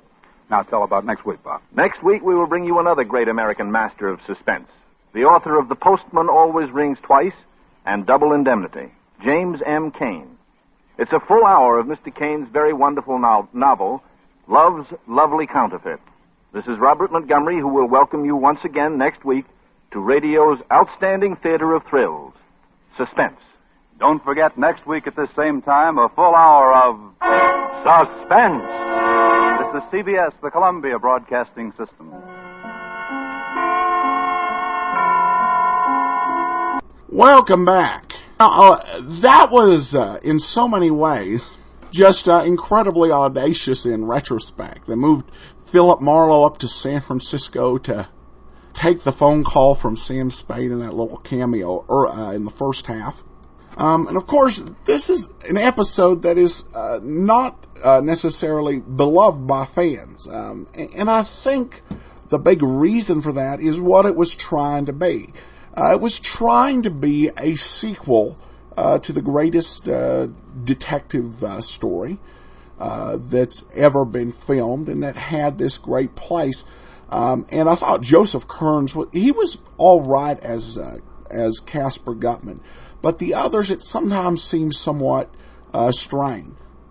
So again, it was direct-to-video top quality, but it was I thought fairly enjoyable. I think the only way it suffers if we start comparing it to the original. All right, well, we do that wraps up the commentary on the show, and I guess if you're a regular listener, you can go on to the next track. I do want to let those know who are perhaps new to the show about what we do and what the lineup is. We go through one detective radio show per week, commentary before and after. Try to keep it short. It's usually not as long at the beginning as I did on this one. And we go through each series until we're done. Currently, on Monday, we have Box 13 with Alan Ladd. Tuesday, we have Jeff Regan, Investigator, and we'll be getting the Frank Graham episodes. Wednesday, we have Let George Do It with Bob Bailey. Thursday, we have Sherlock Holmes with Basil Rathbone. And on Friday, we have Edmund O'Brien as yours truly, Johnny Dollar. We will be making some changes in the Monday and Tuesday lineups, and we'll be discussing those on the shows August 16th and 17th. So if you enjoy the show, go to greatdetectives.net and you can subscribe there. But if you have any comments, send them to me, box13 at greatdetectives.net. Cast your vote for the show on Podcast Alley, podcastalley.greatdetectives.net. And follow us over on Twitter at Radio Detectives. From Boise, Idaho, this is your host, Adam Graham, signing off.